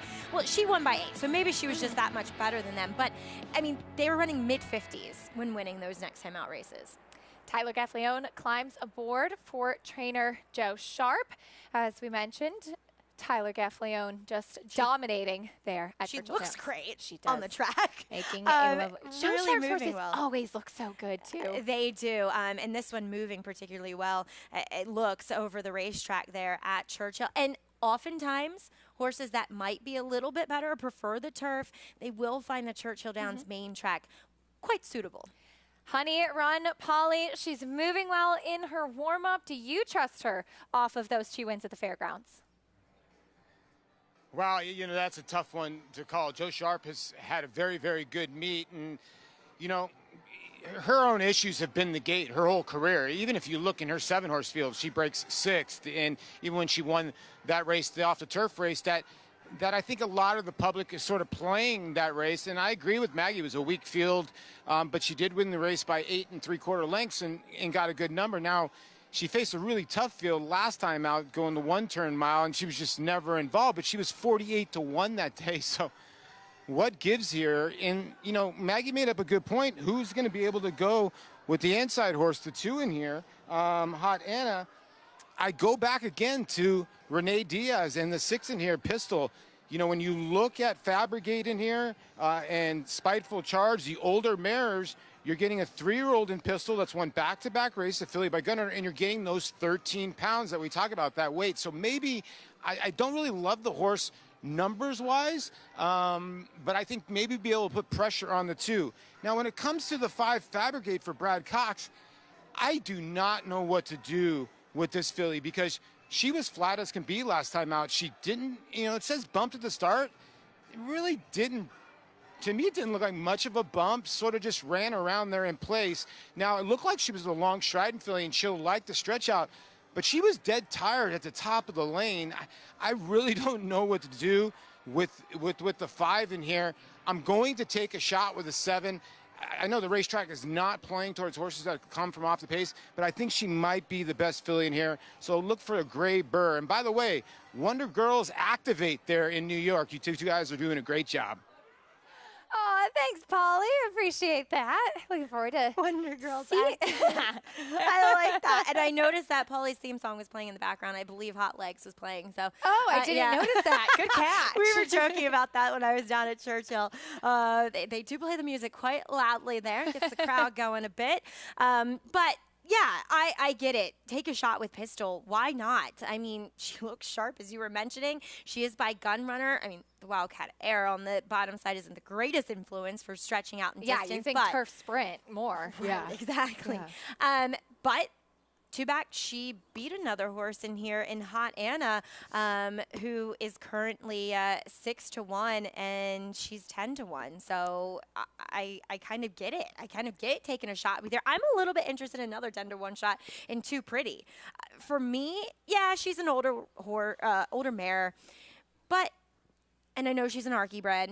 Not hating on Archie breds whatsoever, but it does feel as though the Arkansas bred program has gotten fairly good over the years. The Mary Rose is a horse that can compete and win against Open Company. And then Two Back, where she was beaten 5 lengths by Ava's Grace and Sunny Isle Beach.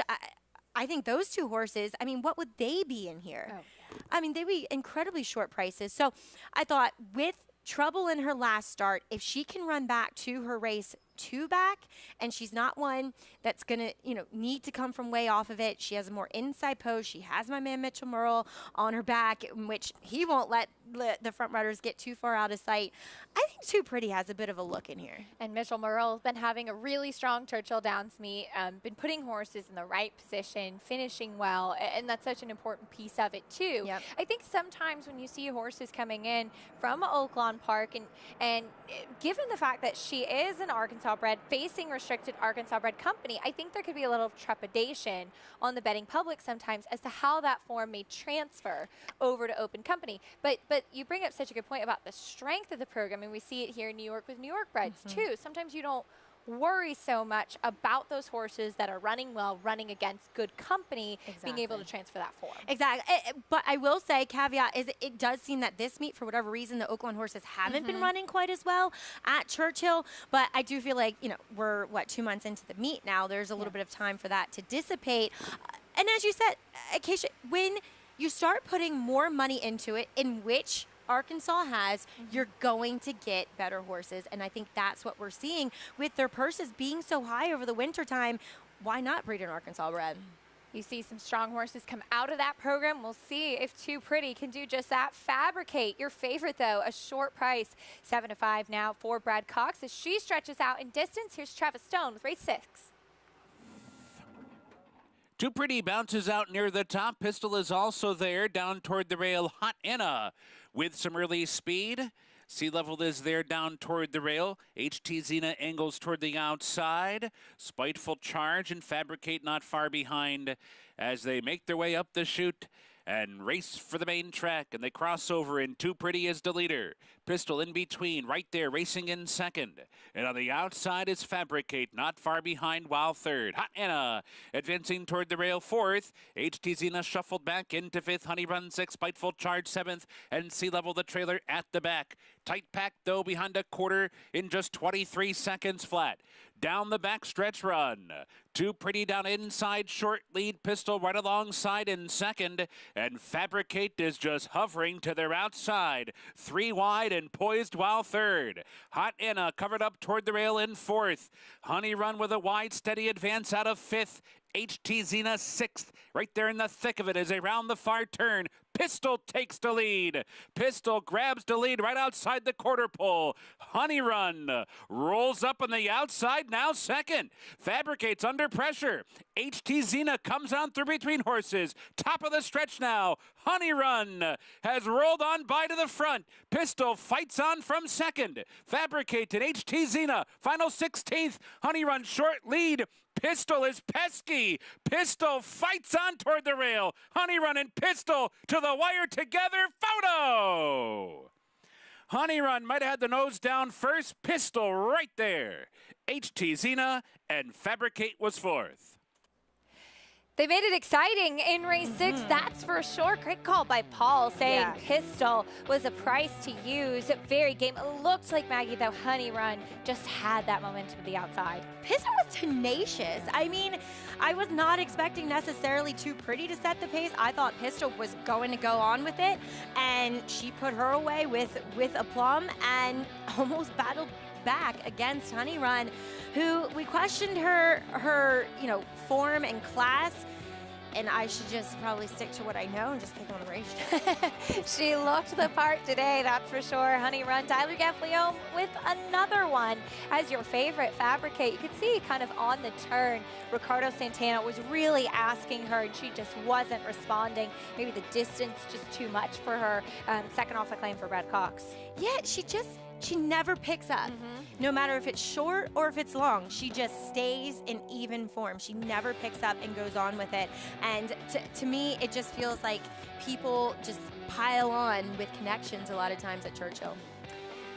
Exciting photo finish, 7-6 here in the 6th race at Churchill Downs. Honey Run and Pistol putting on a good show. Tyler Gaffleone over apprentice Renee Diaz. Renee, who has really been making a good name for himself riding at Churchill Downs, 7-pound apprentice, who picks up another good effort, finishing second there behind Honey Run. When we come back, we'll take a look at the big stakes action to come at Churchill Downs. The big names in the Stephen Foster Olympiad, American Revolution, Cattle River. Who will be the biggest star as we get ready to wrap up this Churchill Downs meet?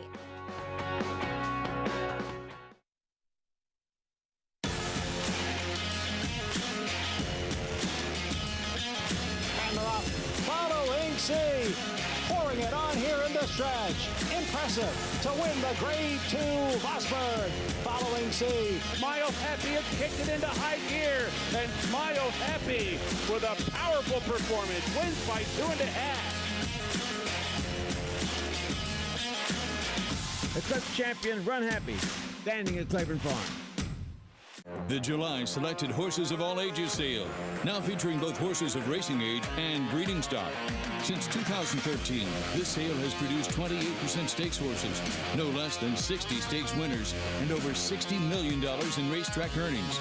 Recent graded stakes winners include Cross Border, Fast Boat, Fearless, Jalen Journey, Stiletto Boy, and Summer in Saratoga. July Selected Horses of All Ages, Monday, July 11th in Lexington, Kentucky.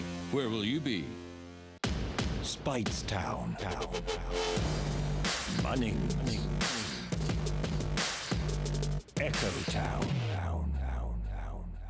It's Echo Town for Joe Talamo and Echo Town raced away. And Echo Town is drawing away in the stretch. Echo Town wins the Allen Jerkin Stakes. A sire line so prolific, it repeats itself. Echo Town. Racetrack Television Network brings you every race, from every track, on every screen, every day. With monthly packages starting as low as $5, RTN gives you great value and access to more live HD streaming and race replays than anyone. Visit RTN.tv today to sign up and watch on almost any device, including Roku and Amazon Fire. RTN has packages that start at $5 per month.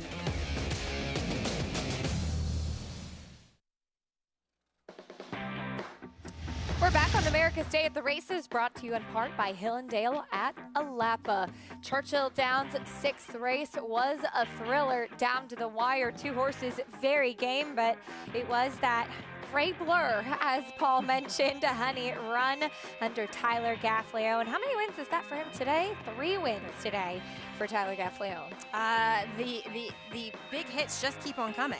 I mean, for Tyler, like he just dominates down there, and it's great momentum for him to have coming into the Saratoga meet, which he consistently year after year makes a name for himself and gives a good showing, I think, of himself. So I think Tyler is just so strong right now. Sometimes I honestly have trouble deciphering, and I have to look down at my program, and when they're riding against each other, whether it's Irad Ortiz or Tyler, coming down the lane, riding and getting on their belly a bit. But Honey Run, Joe Sharp's Sharp meet does continue there at Churchill to boot. Back at Horseshoe, Indianapolis, we get ready for the 3rd race. It's a turf sprint. This is a fun one. Been looking forward to this. This is for fillies and mares, and currently Thunder Love is 9-5. Filly making just the 3rd start of her career in the U.S. She was a horse that had faced some good turf sprinters over in Europe, in Newmarket, and comes out of a 2nd place finish last time out at Churchill Downs. Just couldn't catch the winner that day. Looks difficult to ride. Yeah, we'll talk more about her in a moment. Here is a one with speed, Threat Level Midnight. Yeah, go on, Rodney Prescott. Comes out of a good race, in my opinion, at Keeneland, gets back on firm turf, too. Cutting back, here's Cat Attack. I mean, the sprint was against maybe lesser in here. Blinkers come off. Mixed signals. Thunder Love headstrong early, running late. Can she get the win today? Just looks light-mouthed. Alex Achard is going to have to put his hands down and hope for the best. Here's Lemos Cunha. Nicely done. I tried. Wired last time by Signify out of the same Thunder Love race. Really didn't make much of a count of herself. Creative Credit went by. Here's first-time turf for Northern Diamond. Has turf pedigree. Full brother went 4 for 14 on the turf. Damn, a turf winner as well. And Munnings, a decent influence. Second off the claim for Tom Van Berg as well. You can join Naira Bets today and play all of the action on our program, plus a whole lot more, while earning up to a $200 deposit match bonus. Sign up using promo code MATCH200, and you can earn up to a $200 deposit match right after your first deposit. Bet any track, anywhere, anytime, and join now at NairaBets.com for your $200 deposit match. There is your favorite, the number 3, Thunder Love, and you could see it in that last race, Maggie, what you're talking about, that light mouth. It seemed Joe Talamo just couldn't get her to kind of put her head down and settle. And Joe was doing everything you should with a horse that does not like that pressure applied by the bit. And she also looks like kind of your typical, no offense to my husband in relations, European or British bred filly that tend to be small and lightly framed too. So I think it's tough for a jockey, and not that Joe Talamo's tall, but tough to get your center of gravity on small horses that don't have much of a neck to them, that want to throw their head back in your face. So he did everything right, and she still ran on well. So I think, Alex Achard, he's just going to have to sit in the middle of her, put his hands down, and I don't, she's not that quick, but she's quick enough. So having a nice stalking position early is going to lead to this filly's success. I think Tom would actually appreciate you calling him light framed. He is light frame now. He's lost a lot of weight, so you're right. Yeah. Okay, it feels bad now. Thanks. There you go. Thunder Love currently 3-2, and we do see oftentimes horses coming from Europe, and she came from George Bowie's stable, who a young trainer who has had tremendous amount of success in a short amount of time over in Europe, and he had put her right into those Group 2, Group 1 races where she was just a bit over her head. And horses come to the U.S. for different reasons, but sometimes physically that European build doesn't always kind of translate to an American riding style too. Right, exactly. So, it's just done a lot quicker as well, and then having to make the turn at top speed a lot of times isn't easy for these horses coming over. Look, she did go right-handed, which is the opposite way of here on synthetic, but again, those races not run quite as quickly as 5.5 turf sprints in America. So I'm sure there was an adjustment period, and we have seen Paulo Lobo do a great job. And he isn't a guy that isn't necessarily going to win first off the bat with his horses off the bench. You know, he likes to target races to kind of set them up. And I don't know if he was looking to set her up at Horseshoe Indy, but this just feels like the right spot for her to be successful, given her last race. I think number 1, Threat Loves Midnight, or that was another horse, Threat Level Midnight, again, a British bred, but I thought really interesting in here, Acacia. Turf sprints, good, consistently, you know, kind of showing up. And that last race, I think, was a little bit better than it may seem back on a firm turf course. She was 63-1 that day behind the talented Illegal Smile. We'll see how she fares in here, or if Thunder Love can get her first win stateside. Here's John Dooley with the call. This over the 5 furlongs. One more. Northern Diamond, Apprentice Gage Holmes riding for a double. Barbarian and Eskinford, our first 2 winners. X-Mark Mowers Turf Course Firm, rail of 36 feet. They're in the gate. They're off and sprinting. And Creative Credit broke real sharp there for Tommy Pompel. Creative Credit comes out swinging and leads Threat Level Midnight and Cat Attack in the white cap. And they're joined by Thunder Love, who's now launching a bid as Creative Credit leads past the half mile. Then comes Lemos Cunha, joined out wide by Northern Diamond as they head to the far turn. It's Creative Credit who broke like a rocket and leads the way to 3 furlongs from home, tracked by Cat Attack, who's running second by a half length. Thunder Love is in third as these leaders are coming toward the quarter pole. Then Lemos Cunha in fourth with Threat Level Midnight toward the rail, and Northern Diamond is last as these fillies of mare come for home. The quarter will whiz past in 21.21 seconds. It's Creative Credit who carries a 6-length lead into the final furlong from a charging Lemos Cunha with Thunder Love, Cat Attack, and Threat Level Midnight. They were left to battle it out by Creative Credit with Tommy Pompel. Creative Credit was never headed. 1 by 4 from Lemos Cunha, who gained second. Threat Level Midnight third. Cat Attack finished fourth. Then Thunder Love, and Northern Diamond was last of the sextet. Credit never even had a horse close to her. She broke so sharply, this 5-year-old mare, and she just kept going. Well done, Tommy Pompel, putting this mare on the front end. She came out of a dominant performance, albeit at Belterra, but the horse that she beat actually is quite nice and juxtaposed, and I mean, she just blew her socks off. And sometimes, yes, as 5-year-olds, they come to him because that's when they reach physical maturity. They've kind of figured out what she wants to do, which is be towards the lead. This was an impressive effort from your second choice.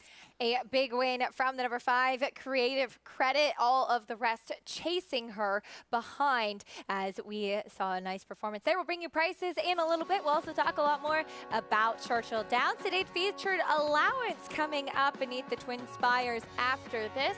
Some beautiful shots of the scenery there. We'll get some shots of horses for you after this break on America's Day at the Races.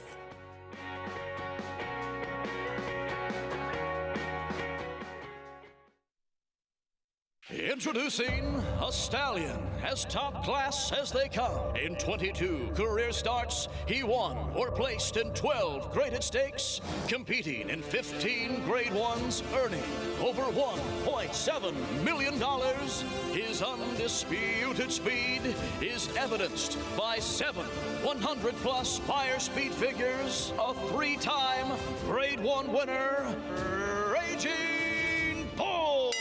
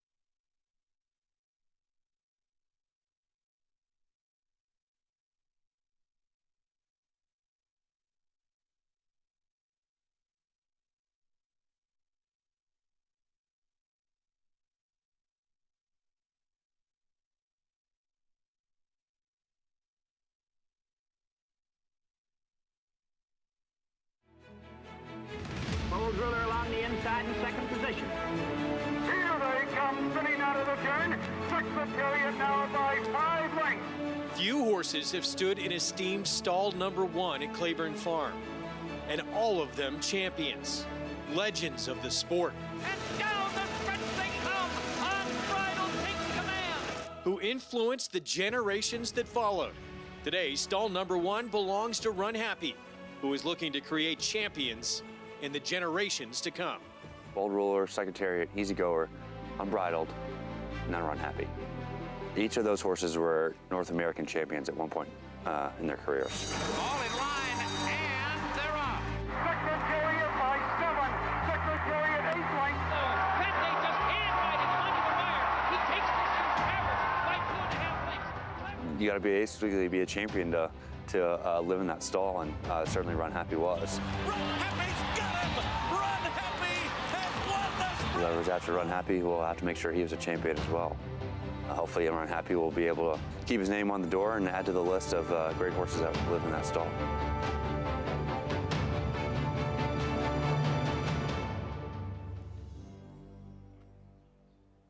And you're watching America's Day at the Races, brought to you in part by Claiborne Farm. 100 years of doing the usual unusually well, and we look forward to seeing the offspring, some of the exciting stallions standing at Claiborne Farm as these 2-year-old races continue. But this weekend, the focus on Churchill Downs. It's Stephen Foster Day, the final weekend of the meet into Monday, July 4th at Churchill. Mandaloun, certainly a headliner in that Stephen Foster, as he draws second from the outside, making his first start back here since trying the Saudi Cup over in Saudi Arabia in February. What happened? Yeah. What happened in Saudi Arabia? Could have been the ship, yeah, possibly. But he is a horse that, at least going back to the Louisiana, his first race as a 4-year-old, he was very good. But there is another older horse standing in his way named Olympiad, who's looking for his 5th win in a row. He has been so impressive.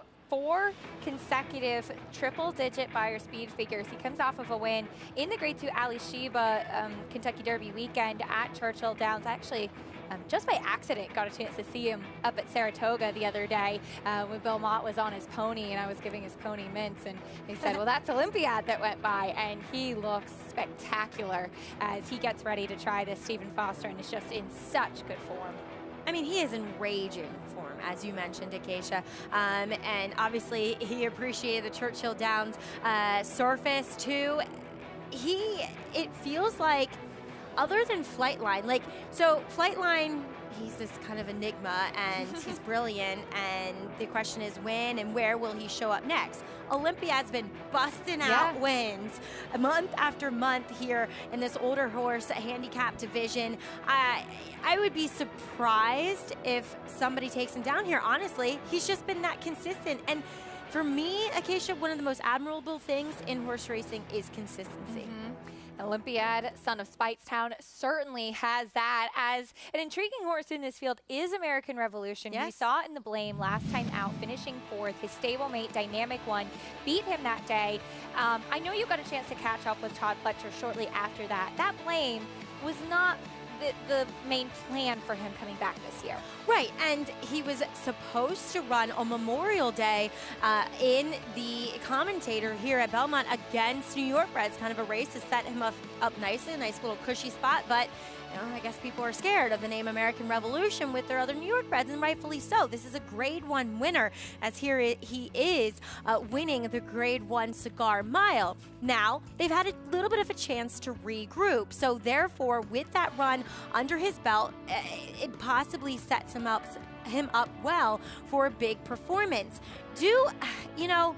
Yes, he has won going a mile and 1/8. He won the Empire Classic with his fastest figure to boot. But don't forget, that's still a 1 turn in here.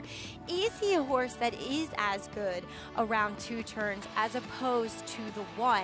I feel like he is kind of that big, he's not that big, but that kind of grinding type that actually prefers 1 turn.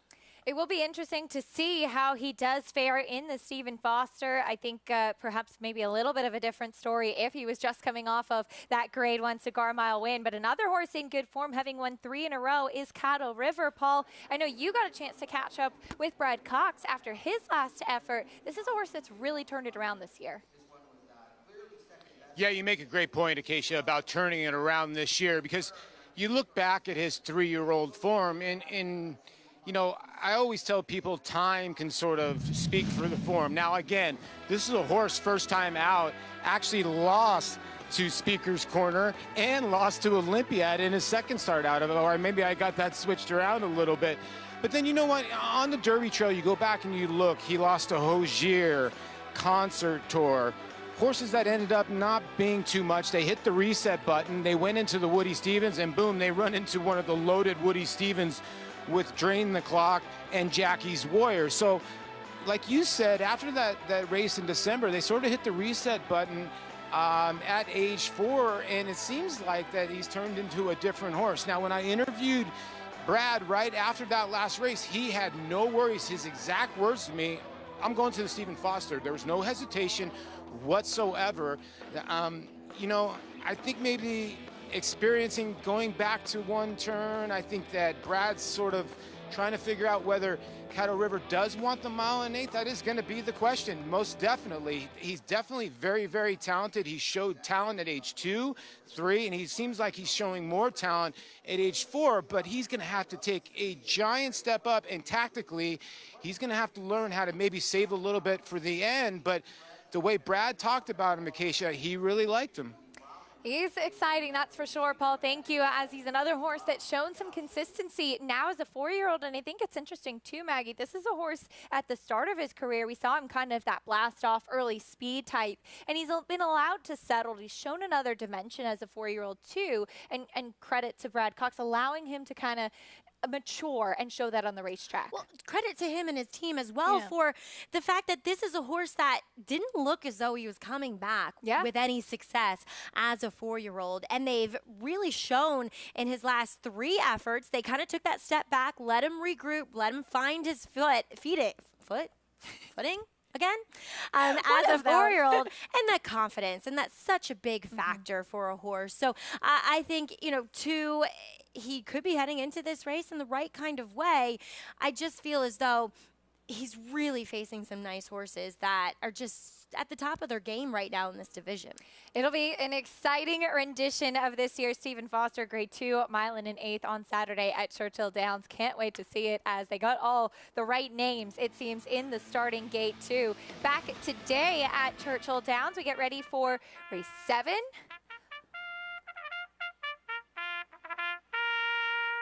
Call to post for the 7th race, going 7 furlongs on the main track for fillies and mares. The story here is, what do we get from Travel Column back for the first time in quite a long time? We'll get to her in a moment, though, meeting the rest of the field, starting the 1, New Rue. New Rue in for the $80,000 tag, goes back to the dirt and gets a fast start since the first time since last August of last year. Has shown glimpses of ability.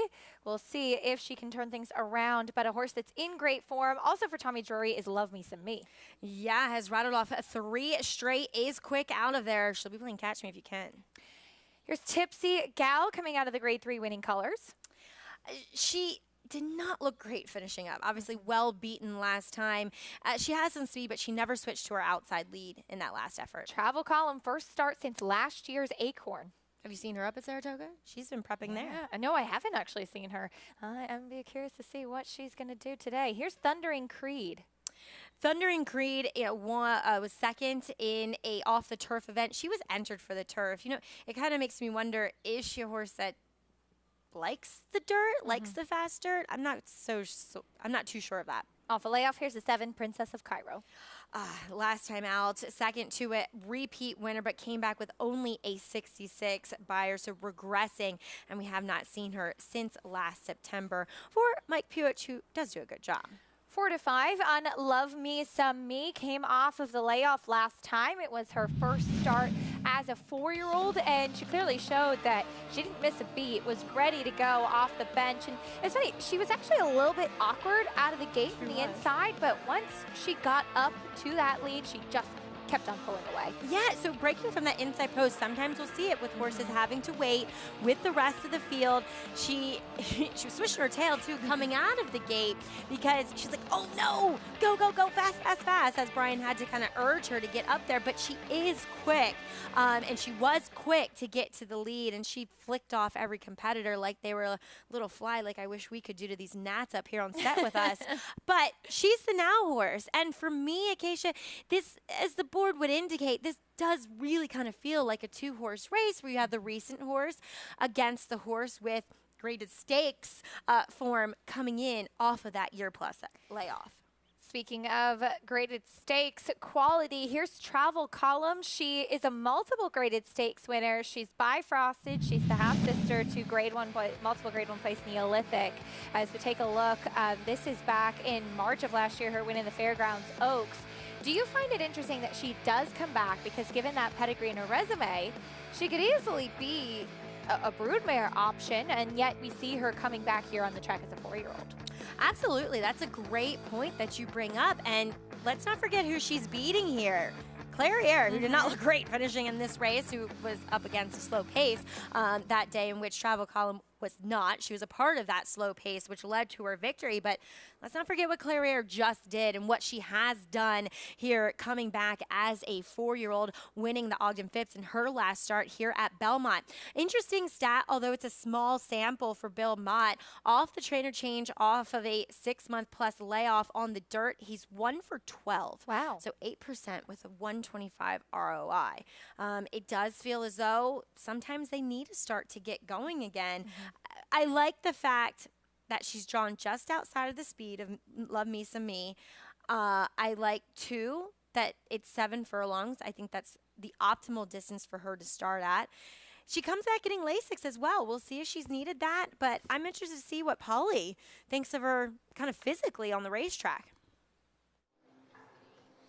Well, I mean, physically on the racetrack, she looks great. I mean, I can't knock her at all. I mean, both these fillies, the 2 and the 4. Now, I will say, Love Me Some Me, she was feeling her oats a little bit. She was a little rambunctious, but then she settled down when they got her away from the pony. Brian Handers broke her away from the parade early, girls, because, she was just having none of it with the pony. So I don't know if that's a good thing or a bad thing. She was really on her toes, but she's probably going to show the speed. Now, when you look at Travel Column, gosh, she looks the part. She really does. Now, she hasn't run, obviously, in over 390 some odd days, but like Mag said, when you look at her PPs, it's just really tough to get around some of the fillies that she has faced. Is she going to be up to the task here to maybe chase the 2? Because I think the 2 is really on the rise here for Tommy Drury. The whole ownership group is here. I do think a horse with an outside look is the outside runner in here from Michael Puich. There's a horse that actually won at Century Mile, Emerald Downs. This horse was at Turf Paradise under Sandy Gann's care. A lot of people don't know Sandy Gann, one of the best woman riders ever in Arizona history. And she actually was a great trainer, too, still a great trainer. And this horse actually runs wherever they put her. So I thought maybe she can win this race at 13-1. Obviously a 2-horse race, but I think the 7, give one up for a little small track type of horse that can maybe pick up the pieces here. But I do think the 2's the one to beat, just because the 4 is just off a long, long layoff. But if the 4 is able to get it done, what a training job it would be for Bill Mott. She does have some class to go off of, too. Paul, thank you. Travel Column, she's 8-5. Love Me Some Me, 3-5. Paul brought up an interesting point, though, of the 7, Princess of Cairo. And if we ever do just a racetrack tour across America, I want Paul LaDuca in my corner, as he knows everything about the smaller tracks around the country. And definitely out on the West Coast. Yeah. I mean, he brings some Oregon racing, some Arizona racing to light for me. That I'm a fish out of water when it comes to those areas. So yeah, I'm with you. Take us to the West Coast, Polly. We should do a Paul LaDuca on the road, racetracks across America. Can you imagine? That would be a good show. I'd watch it. I would too. 4-5 on Love Me Some Me here, as she does have that recency. Travel Column off the layoff, 7 furlongs, a good starting point. It could be interesting to see too, Maggie, just even the intent with these two fillies. You know, Travel Column could just be kind of a, let's find a 7 furlong race for her, get a race under her belt, move forward into some deeper waters once again if she's one that's doing well. Whereas Love Me Some Me, a horse that's kind of the one, we know what we're getting from her. Right. And we've seen Inside do well early on, but it hasn't really transpired throughout the card that you need to be on the rail on the lead. That is what Love Me Some Me is going to be doing here. But Travel Column, she's not slow, at least based upon her 3-year-old form. She's not slow, and I do think they keep her close. Obviously, she has Tyler Gaffleone for the first time, and he knows how to ride this racetrack pretty well. Can she win off the long layoff? We'll soon find out. Here's race 7 live from Churchill Downs. Travis Stone standing by. They're in the gate, and they're off. Pretty even beginning. Thundering Creed and Princess of Cairo is there. Love Me Some Me showing speed down toward the inside. Up the chute and racing for the main track, and it's Love Me Some Me who steps out to lead, but Travel Column goes right with her, and they're 1-2 down the backstretch run. Princess of Cairo comes away third outside. Nuru advancing toward the rail up into fourth. Tipsy Gal in the thick of it fifth. And at the back is Thundering Creed. So down the backstretch run. Love Me Some Me the leader. Stalked intently by Travel Column. 4 furlongs to go. The quarter goes in 22-4. They're on to the far turn. Love Me Some Me still with a short lead. Travel Column not letting her get away. They continue 1-2. 3 lengths back. Tipsy Gal now third. Thundering Creed revving up with a wide sweep, passing horses quickly. So round the far turn, Travel Column is looking for the lead. Love Me Some Me is down inside, and Thundering Creed is switched out as they come off the turn. Travel Column riding with confidence is Tyler Gaffleone, shaken up for more now and leads by 2. Thundering Creed's in a full-out drive second. Love Me Some Me gives way third. Final 16th. Travel Column now set down for the drive, but does not matter. She is gone. Travel Column sails under the wire to win it by 2.5. Thundering Creed ran hard, second best. Love Me Some Me and Princess of Cairo. Travel Column has not raced since the Grade 1 Acorn, June 5th of 2021. She returns to the racetrack today and gets the win pretty convincingly under Tyler Gaffleone. Well done, Bill Mott and his team up at Saratoga for having Travel Column ready. Tyler rode her perfectly. She broke sharp for a horse that hasn't done this in over a year. He sat right off the predicted speed of Love Me Some Me, who really had no answers. I mean, the biggest challenger was Thundering Creed, who launched this massive bid around the turn, but you could tell the way that Tyler was perched atop of Travel Column that he had so much horse underneath of him, finishing up in 1:21 and 3. I would say a promising return to the races as a full. Yeah, and certainly with a filly like this, from Tyler's mindset, you don't want to have to go all out because they're bigger fish to fry moving forward. Exactly, and that's it. That was probably the main thought going through his head. She looks happy. She doesn't look exhausted as she walks back there. This was exactly, from a trainer's perspective, what you want to see with a horse that did a lot as a 3-year-old and coming back off of a long layoff. I'm sure Bill Mott quite pleased with that and looking forward to the future for 4-year-old filly Travel Column. Tyler Gaffleone picking up his 4th win of the day at Churchill Downs. We'll bring you prices in a bit and some more live racing from Churchill and Horseshoe Indianapolis as well here on America's Day at the Races.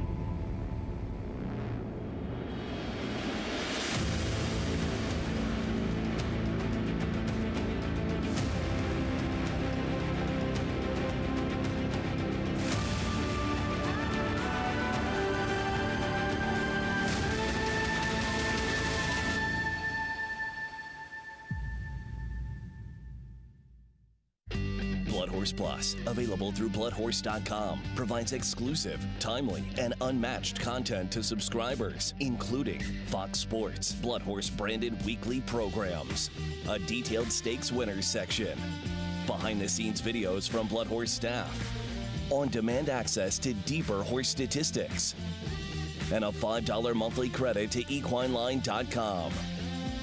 Upgrade to Blood Horse Plus today.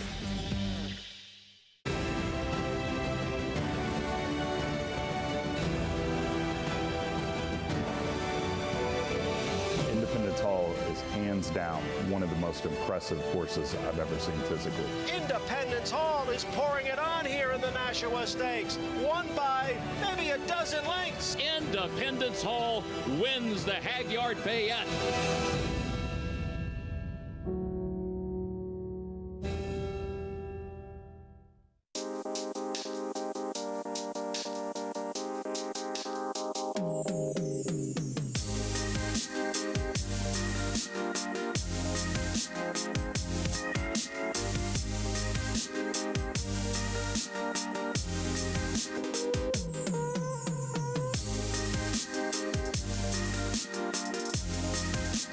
Stay fabulous. Resorts World. You're watching America's Day at the Races, brought to you as always by Naira Bet, so you can bet any track, anywhere, anytime, even if you're at Coney Island, riding the Cyclone. Been to Coney Island? I have. You have? Have you I've done the only been Cyclone? there. No, I've only been there once to see a concert at. Oh, fun. What is that? It wasn't that fun, actually. Oh, no. It was a really bad place to see a concert. That is so Because it was sad. at the baseball stadium, and I mean, you're so far away from the stage, and for whatever reason, even though it was June, it was freezing. Yeah, Well, but that's okay. Thanks to Coney our Island's production team for iconic. bringing some bad memories back for Maggie. Hopefully it brought all of you some happy memories back. Race number 4 at Horseshoe Indy coming up next. We're 5.5 furlongs on the main track. The Indiana Breds in the spotlight here. Non-winners have 2 in life. A big field lining up. We have 11 and a tepid 3-1 favorite starting the field off with the 1 Pure Tap. As Emmy Bermuda is looking for another win here on the card. Maybe he's put it all together, winning his last start in the maiden 10 rings. Here's George the Man. George from a Jack Russell? Yeah. Looks to be the speed. He is the man. Here's Titletown Justice. The horse looks great on the racetrack. Titletown Justice drops out of allowance races for state breds. We saw the 4 Super Duty Justice. There he is. He's currently 3-1. Yeah, he makes some sense in here. He's consistently run numbers that would win this. Dropping in for 10, claim for 5, 3, 4 back though. Captain Harvey is the 5. Good old turn back. First time for a tag too. Here's the 6, Prince Act. Yeah, Prince Act has 1 race. That's interesting. Indiana against Open Company, but has yet to recreate that this year. Blinkers going on the 7, Rocket Docket. I mean, you got to hope the blinkers will help. It's 7-1? Oh, God, is this another case of what they know something and we don't? We'll see. The 8, Eden's Glory went by. Here's the 9, Alternate Nights Big Price. 1 for 36. I don't think it's going to be 2 for 37. Now your favorite. Here's Bold Business. Well, we all love a first-time gelding angle, right?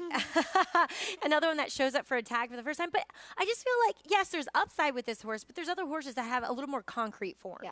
And the 11 at Venice Beach went by for Gennaro Garcia on the outside. Registration is now open for the Stars and Stripes Challenge. The prize pool is seeded with $5,000, and you can play the contest online with Naira Bets. Go to naira.com/contest to register to play today. That's naira.com/contest. A great opportunity, great thing to take part in. There's always a lot of fun stuff going on over at Naira Bets. The number 10, Bold Business in this 4th race at Horseshoe Indy, currently your favorite at 9-5. We'll get back to that in a moment. Back at Churchill Downs, though, we saw a nice return to the races for the number 4 Travel Column off that big layoff. We were talking during the break of what do they do here. Twitter's all, a burst of what does Travel Column do with that after this big return to the races. Some people saying, go into a sprint. You said maybe longer. Let's see what connections think. Yeah, we'll see. Paula Duca standing by with winning owner Larry Best. With winning owner here of Travel Column here, Larry Best of OXO Equine. And, this is a filly, obviously, Larry, you've had to wait a long time for this day, but what a satisfying day. She ran super. Yes, she did. She showed up, you never know after a whole year off. Originally with Brad Cox, he did a terrific job. And then, she had a little problem here and there health-wise. So we laid off of her, and after a whole year, you just never know. Yeah. And now I gave her to Bill locally, and Bill Mott has done a terrific job prepping her for this race. She looked like she had more in her. Tyler seemed happy, and we all know when you win. Yeah, it makes happy faces. And I was talking to your assistant, and you've tried to enter this horse 3 times into Belmont, and that's the reason why you switched over to Bill, because you wanted this horse on the East Coast. And lo and behold, you end up here and win the winner's circle. Well, we were running out of, I was pressuring Bill because, I've had a number of horses that, they train too long. Yeah. And you lose them on the track, the training track. And I was looking at a Monmouth race. Bill says, I think there's a race going in Churchill. He had her ready, and here we are. There was nothing other than she needed a race now, because we want a good second half. So I would think the next is we're going to see her up at Saratoga? I think so, but I'll discuss it with Bill, and Bill's got a lot of thoughts, so we'll see what he. But I'm just so glad the horse is happy and healthy, and showed up today, and hopefully we'll have a good second half. Well, class played out today. Travel column. This filly by Frosted was ultra impressive for OXO, guys. Paul, thank you. Looking forward to seeing what could be in the cards for her this summer. Potentially a race like the Ballerina, perhaps. Maybe we'll see her try a little bit longer up at the Spa, but hopefully we get a chance to see her at Saratoga. Could be interesting, too, as Belmont does have Obligatory, who's kind of become a bit of a 7-furlong lover as well. Yeah, that's the thing when you think about the Ballerina. And now, though, it'll be interesting to see what races they put at a mile, since we'll have the mile shoot at Saratoga. A little bit more opportunity for some horses to run at this summer up at the Spa, just 15 days away. Moments away, though, from this 4th race at Horseshoe Indy. Bold Business, 2-1 towards the outside. We send it up to track announcer John Dooley with the call. Eden's Glory in. Josh Morales with Titletown Justice. Chelsea Bailey, Alternate Knights, Green White Diamond Belt.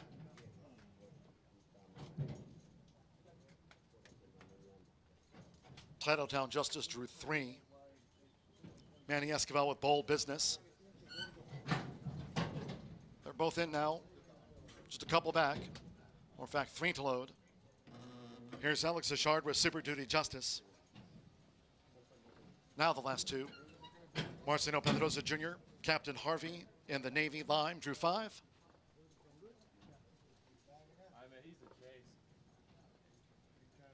Over the 5.5 furlongs, Bold Business, 2-1 favorite. 5-2, Super Duty Justice. There's 5-1, Venice Beach. Starters crew working with Captain Harvey, given a 17-1 chance. Now here comes the captain.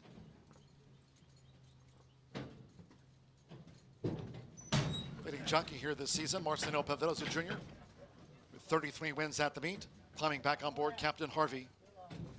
Moment away from a start at 5.5 furlongs.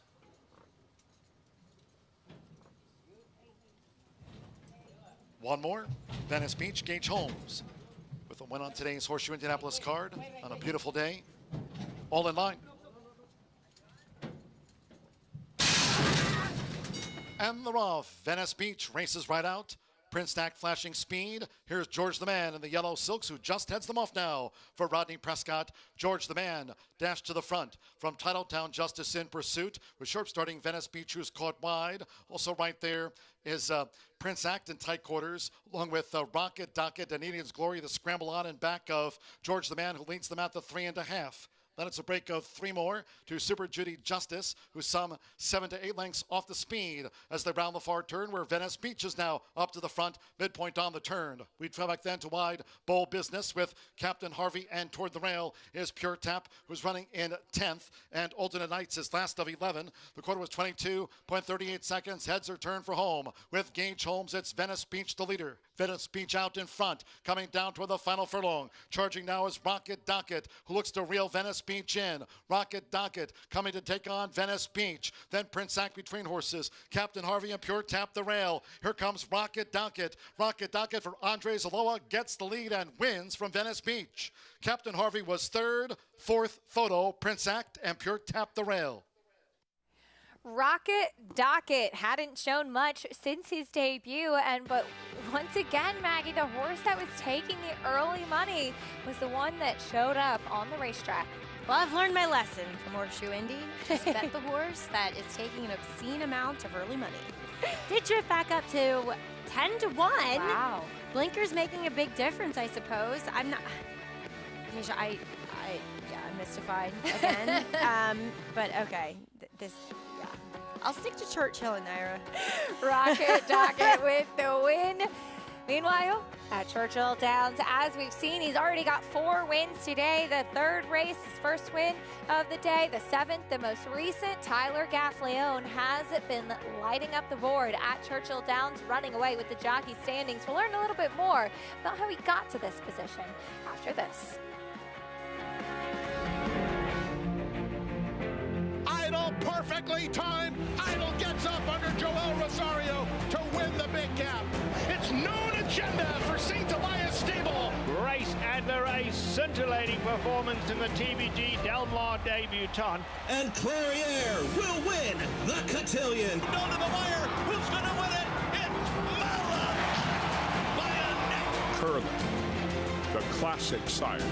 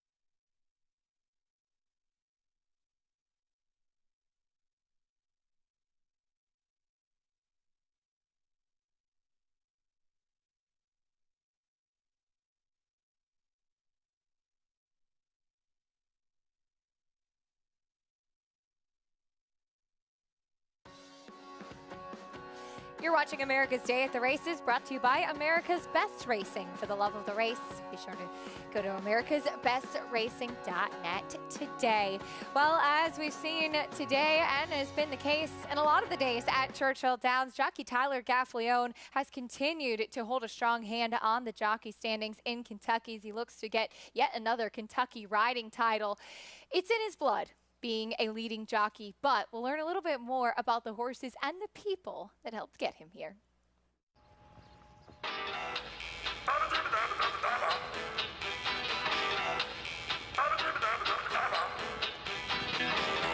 Love the horse. I love being around them.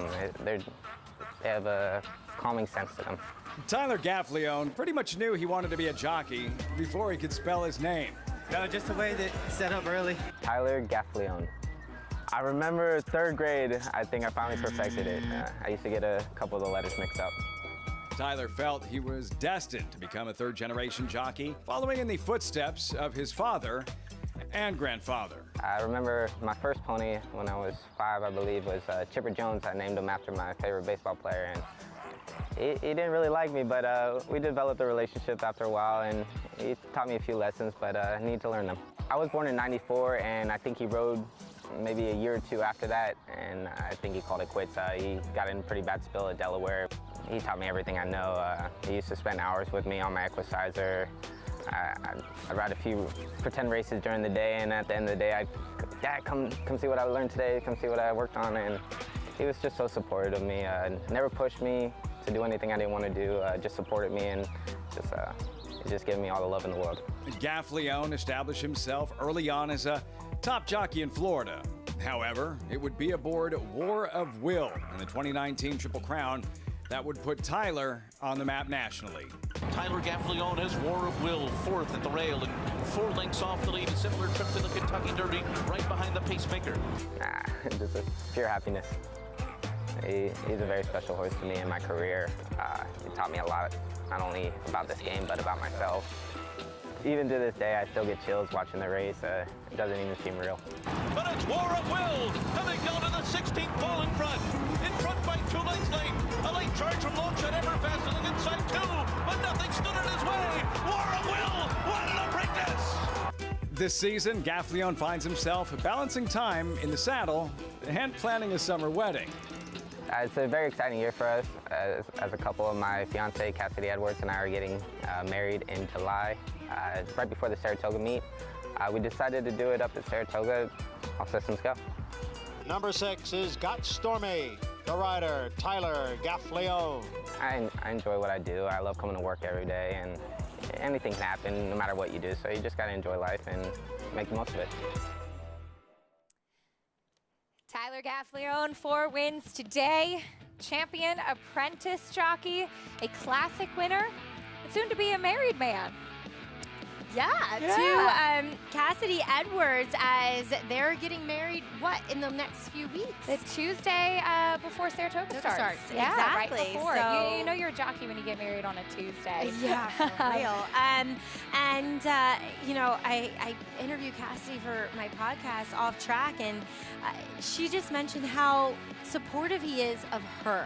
Yeah. And how much he helped her with her off-track thoroughbred as well, Gigi. And, they're just a great family. Mm-hmm. Somebody like Tyler, who is 3rd generational jockey and in horse racing, it's nice to see the success he has, and he's so humble. Mm-hmm. He's one of the most humble people. I remember when he first came to Saratoga, I think this was 5-6 years ago, and I interviewed him, and he called me ma'am throughout the entire interview, and I was like, dude, I am not that much older than you. I mean, I appreciate the respect, but I was just like, Tyler. Now luckily he calls me Maggie, so it's all good. Yeah, I love that. Truly very humble. Both he and Cassie, very good friends of mine, and they really do show so much support for one another, which is such a huge piece of it. But Paul, you've had the opportunity to follow Tyler quite a bit as he looks for yet another riding title at Churchill Downs. As we were mentioning, a great person to be around and has been showing his stuff on the racetrack as well.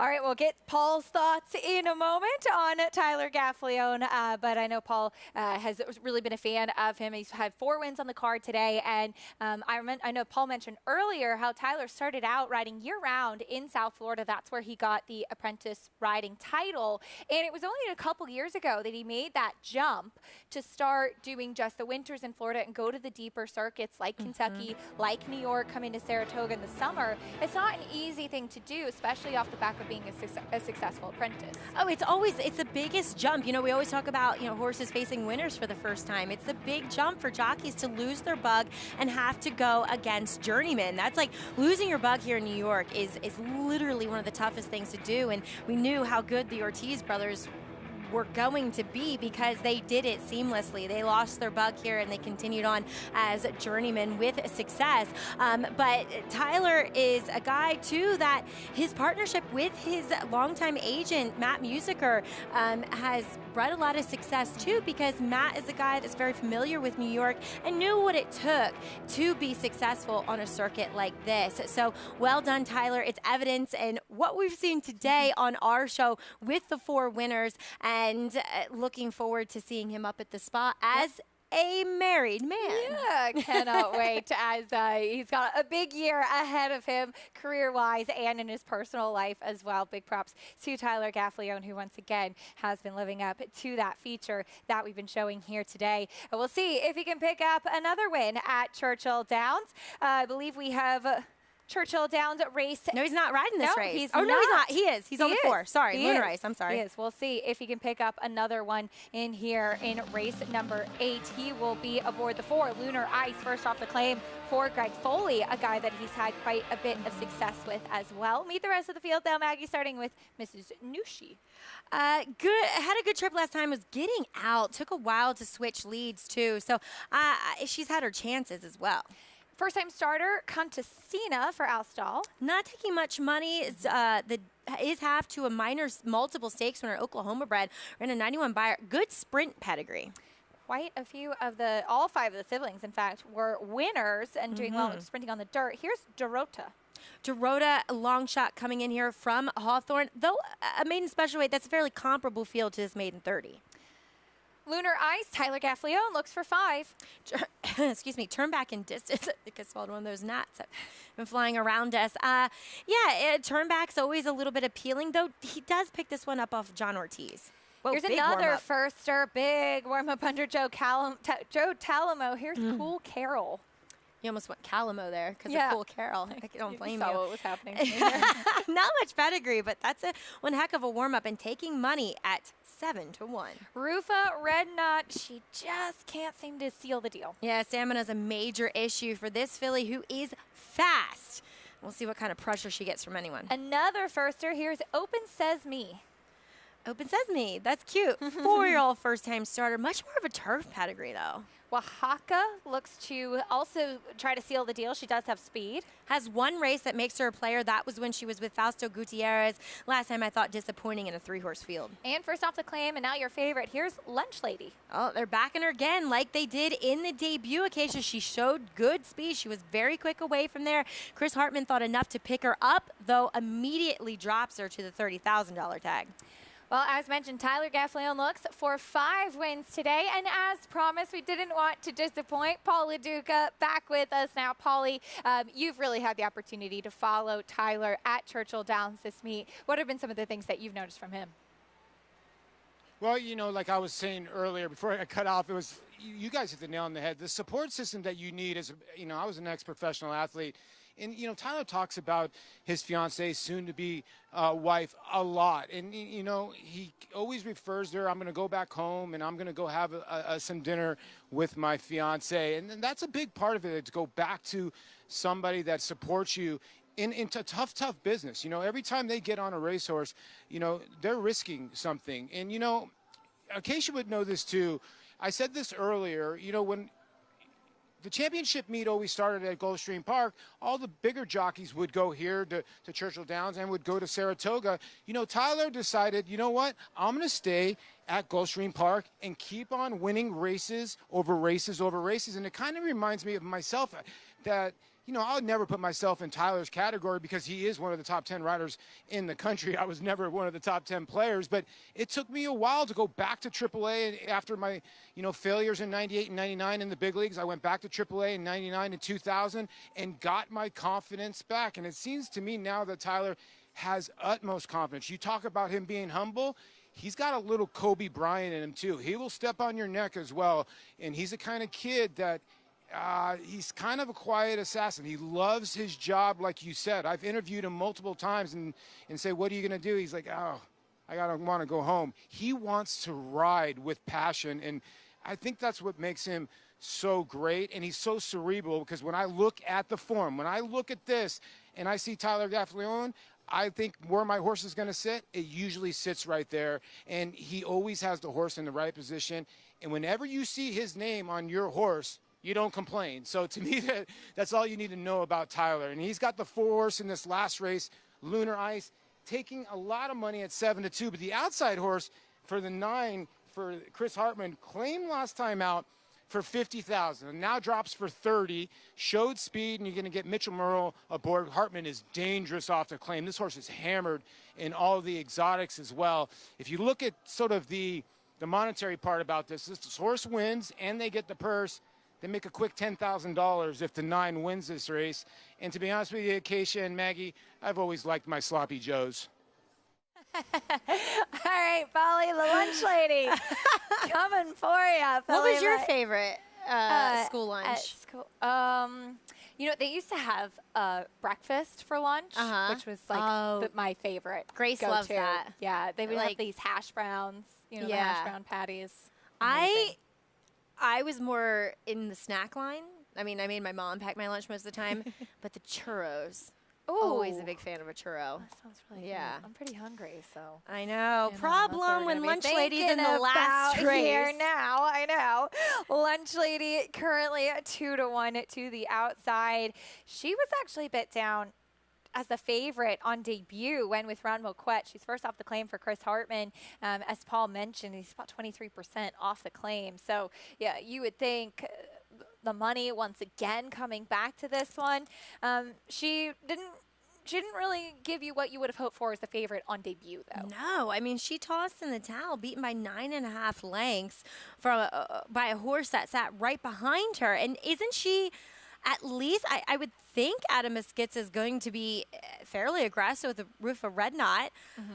So, and who's to say, you know, We Cool saw that Carol. huge warm-up from With Cool Carol's not going to show some speed as well. I mean, as I mentioned, Contessina, she has a sprint-like pedigree. I don't think it's a walk in the park for her. Yes, Chris Hartman does great work first off the claim. And isn't it somewhat of a negative that she shows up for the 30 instead of going back in for 50 or for a maiden special weight? Obviously, you don't go into maiden special weight with the race she ran, but still. That's a good point for sure. I don't know. Yes, the first Cool Carol took a lot of early money. She's interesting. I thought that the 4 did look best on the racetrack. So she would probably be my pick in here.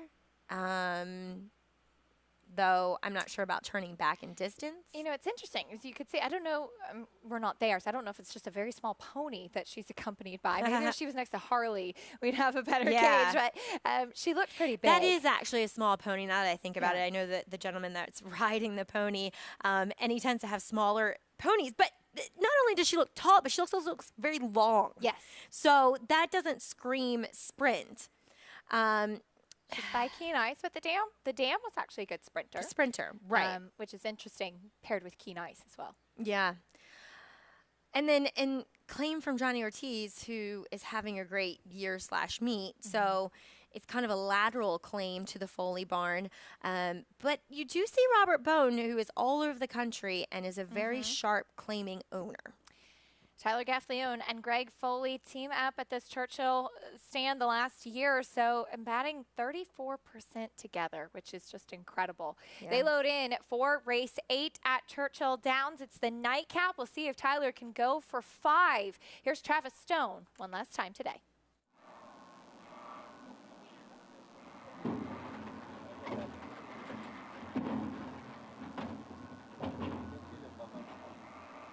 They're in the gate, and they're off. Oaxaca, Lunch Lady, Rufa Redknot, those 3 from their outside posts are racing for the lead. Cool Carol showing some speed as well, and so too is Contessina toward the inside. Down the backstretch run. Lunch Lady looking for the lead, and Oaxaca's trying to keep pace with her. They go 1-2 down the backstretch run. Here comes Dorota coming on through between horses with Rufa Redknot, and Cool Carol is right up there too, 5th and on the outside. Mrs. Nushi did not have the best of beginnings, is racing up into 6th. Contessina's losing ground, 7th. Lunar Ice is 8th, and Open Sesame is at the back. They tear through that quarter, 21-3. Lunch Lady heading for the quarter pole in front. Rufa Redknot is right there racing second. They're 1-2 off the turn. Contessina comes wide off the turn as well. Oaxaca couldn't keep up. Cool Carol's lost some ground. Mrs. Nushi down the center. Contessina coming through toward the rail. Down to the final furlong. Here's Dorota. Dorota has rallied to the front and spurts away by 3. Mrs. Nushi runs up into second. Contessina toward the inside. They're coming to the finish.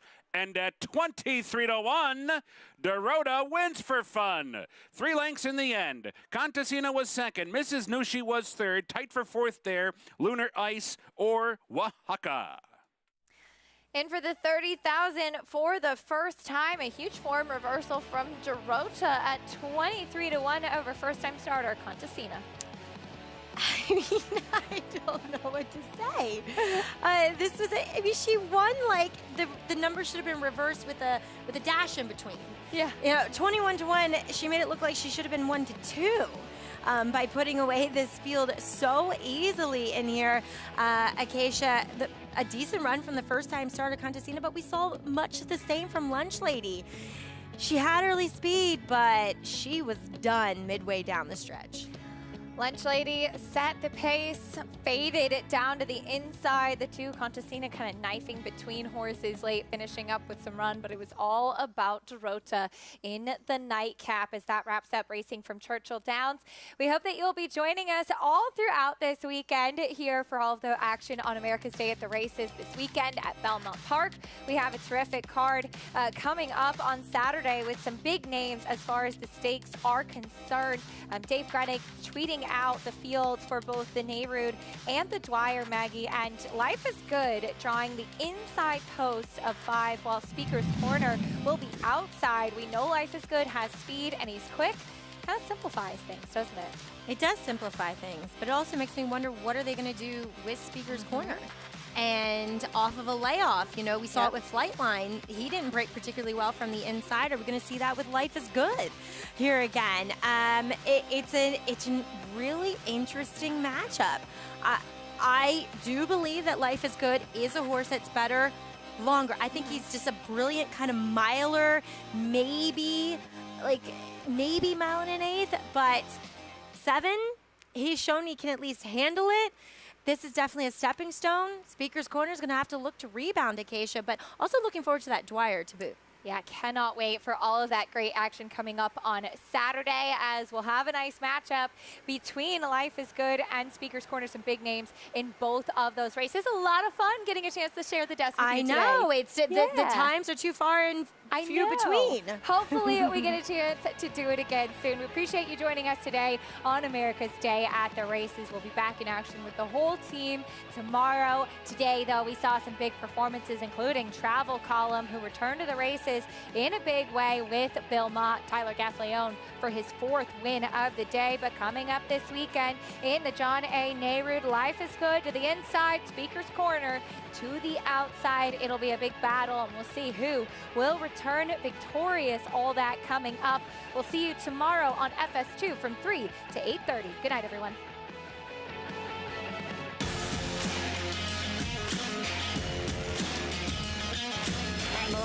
Following C, pouring it on here in the stretch. Impressive to win the Grade 2 Vosburg. Following C. Smile Happy has kicked it into high gear, and Smile Happy with a powerful performance wins by 2.5. Eclipse champion Run Happy, standing at Claiborne Farm. Racetrack Television Network brings you every race, from every track, on every screen, every day. With monthly packages starting as low as $5, RTN gives you great value and access to more live HD streaming and race replays than anyone. Visit RTN.tv today to sign up and watch on almost any device, including Roku and Amazon Fire. RTN has packages that start at $5 per month.